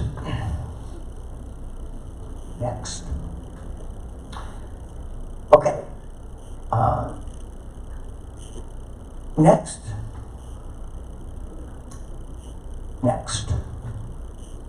Okay, the Messianic Golden Age sparked the Renaissance. We talked about that. Next one. The Italian European Renaissance was sparked by the Messianic Golden Age of Spain. Remember all those books coming back? So these people were masters of that new material. So things like the astrolabe were being developed in the East, and they're coming back to Spain, and all this new technology was coming into Europe from Spain. They were the conduits of the knowledge of the East into Spain, and the knowledge and all the money from the New World and all the trade from the Orient all came through Toledo and Lisbon, right? And this was the seat of the Messianic Church there, by the way. Next, the Bibles of the Reformation were made from Messianic scriptures. The Reformation Bibles were made from the Waldensian scriptures, who preserved the original scriptures of the Itala and the Lucians received texts of the Bible outside of the grip of the Roman Catholic Church. These were not Roman Catholic scriptures. These were the received texts of the Bible and preserved by the Waldensians. And also, Constantinople was conquered by the Arabs in 1453 by the Ottoman Turks. And they wanted to create a cosmopolitan center, so they invited Westerners to come in and partake in their libraries. And in their libraries, they also had Greek copies of the received texts of Lucian of Antioch. These were the Reformation Bibles that were preserved by Messianics. Right? All right, so next. Nicholas of Lyra and Martin Luther. Now, Nicholas of Lyra was a Jewish Christian. There's a terrible picture of him. I wouldn't have let them use that picture. But really, he wrote about the harmony between the Old Testament and the New. In fact, his work was so important that it is written of him that if Lyra had not written, Martin Luther would not have come forth. Because he depended so heavily upon the work of this Messianic writer. Next, the Lombardy Waldensians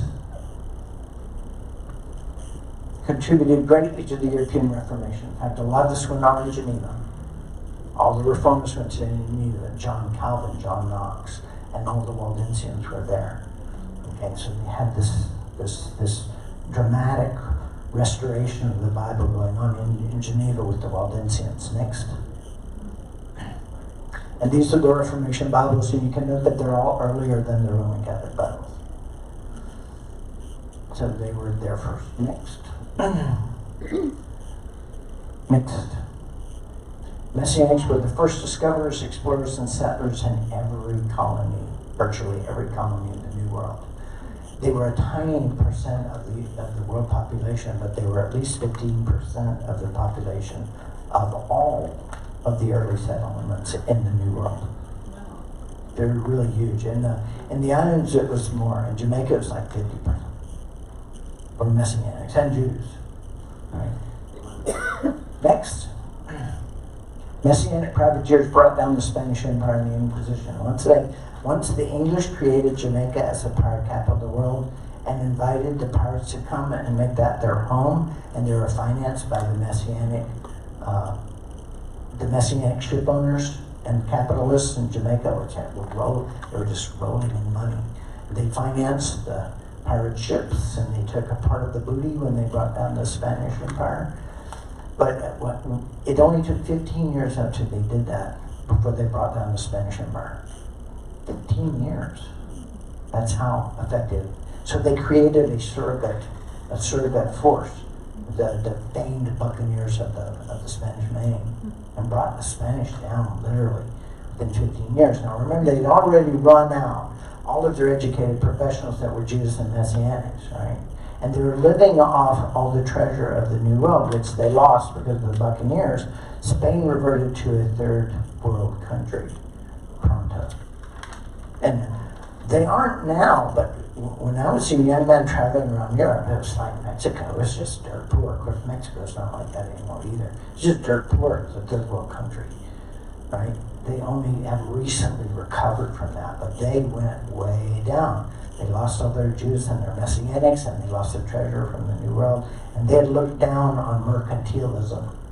So they weren't even trying to do that. That was for Jews and Messianics. So they weren't replacing these masters. See, they may have been like 10 or 15% of the population, but they were 75% of the mercantile population. They were the capitalists, the ones that had the money to make things happen next. Messianic privateers brought down the Spanish Empire and the Inquisition. They supported Salvador in the great liberator as he went through the Latin American countries. It was the Messianics that financed him. He marched through all the Latin American countries, liberating them, and they wrote their own constitutions, which gave religious freedom to the Messianics and Jews living in their countries, and put out the fires of the Inquisition one by one in those countries. Spain held on until 1836. So 356 years of the Inquisition in Spain, but the Messianic put it out in the New World by defeating the Spanish and robbing them of their empire. It was incredible. They took Panama. Boy, that was a huge haul.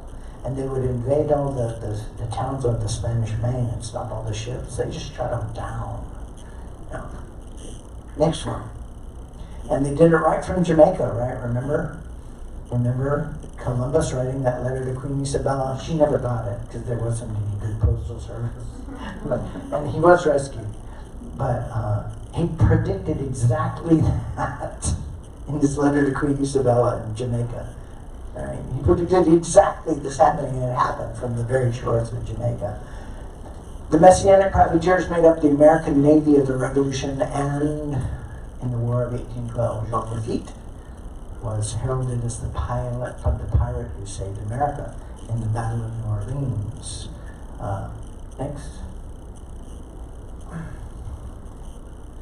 And it was called a Letter of Marque, which is enshrined in the U.S. Constitution, Article 1, Section 8. During the American Revolution, Messianic privateers and Jewish privateers helped sink more than 600 British ships and captured an estimated 18 million of cargo. Next.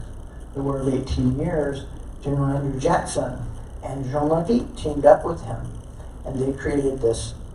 The British had landed 10,000 troops there. They created this polyglot force of, there were about 500 freemen, Negro freemen. They were free men, and they joined in to defend the country. They were frontiersmen, they were pirates, they were Indians, there were just this polyglot force. A few federal troops, about 4,700 people all told. All right, the English had 10,000. But you should never underestimate the accurate fire of a frontiersman who can't eat if he can't shoot.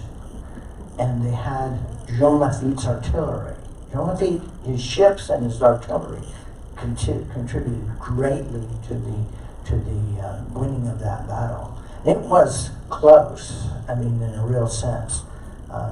General Edward Pakenham was a very brave man and a very good tactician. He landed his troops, and he had 10,000 men with him. He had sent another detachment on ahead to go upriver and land and take the artillery battalions of General Jackson, which they did successfully, right?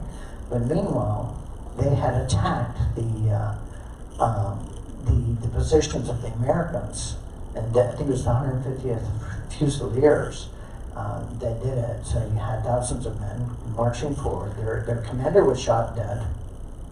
So the orders were to go there, and if they detected weakness, to attack. If not, they would retreat. But their commander was killed, so they didn't have any orders, so they just stood there very bravely, incredibly bravely, while they were being raked by cannon fire and the accurate fire from the frontiersmen who knew how to shoot. Right? They were being wiped out. The carnage was incredible. Not only that, but General Pakenham himself was killed in the attack. And the second in command was killed in the attack. And the third in command was badly wounded. Okay? So when word came to him that they had captured the artillery battalions of Andrew Jackson, he told them to withdraw. He was looking over thousands of British dead and wounded. The Americans lost 90 people. They lost 2,000, more than 2,000. So he withdrew. Because they would have had them, they still had plenty of men. They had another 8,000 men. They'd lost 2,000. They still had plenty, a bigger army than Andrew Jackson had. And they would, so Andrew Jackson would have been caught between this large army and this smaller force that nevertheless had their artillery that it would turn against them. It was likely that British would have won that.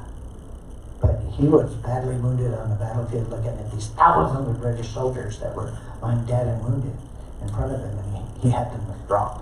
So the battle went to the Americans.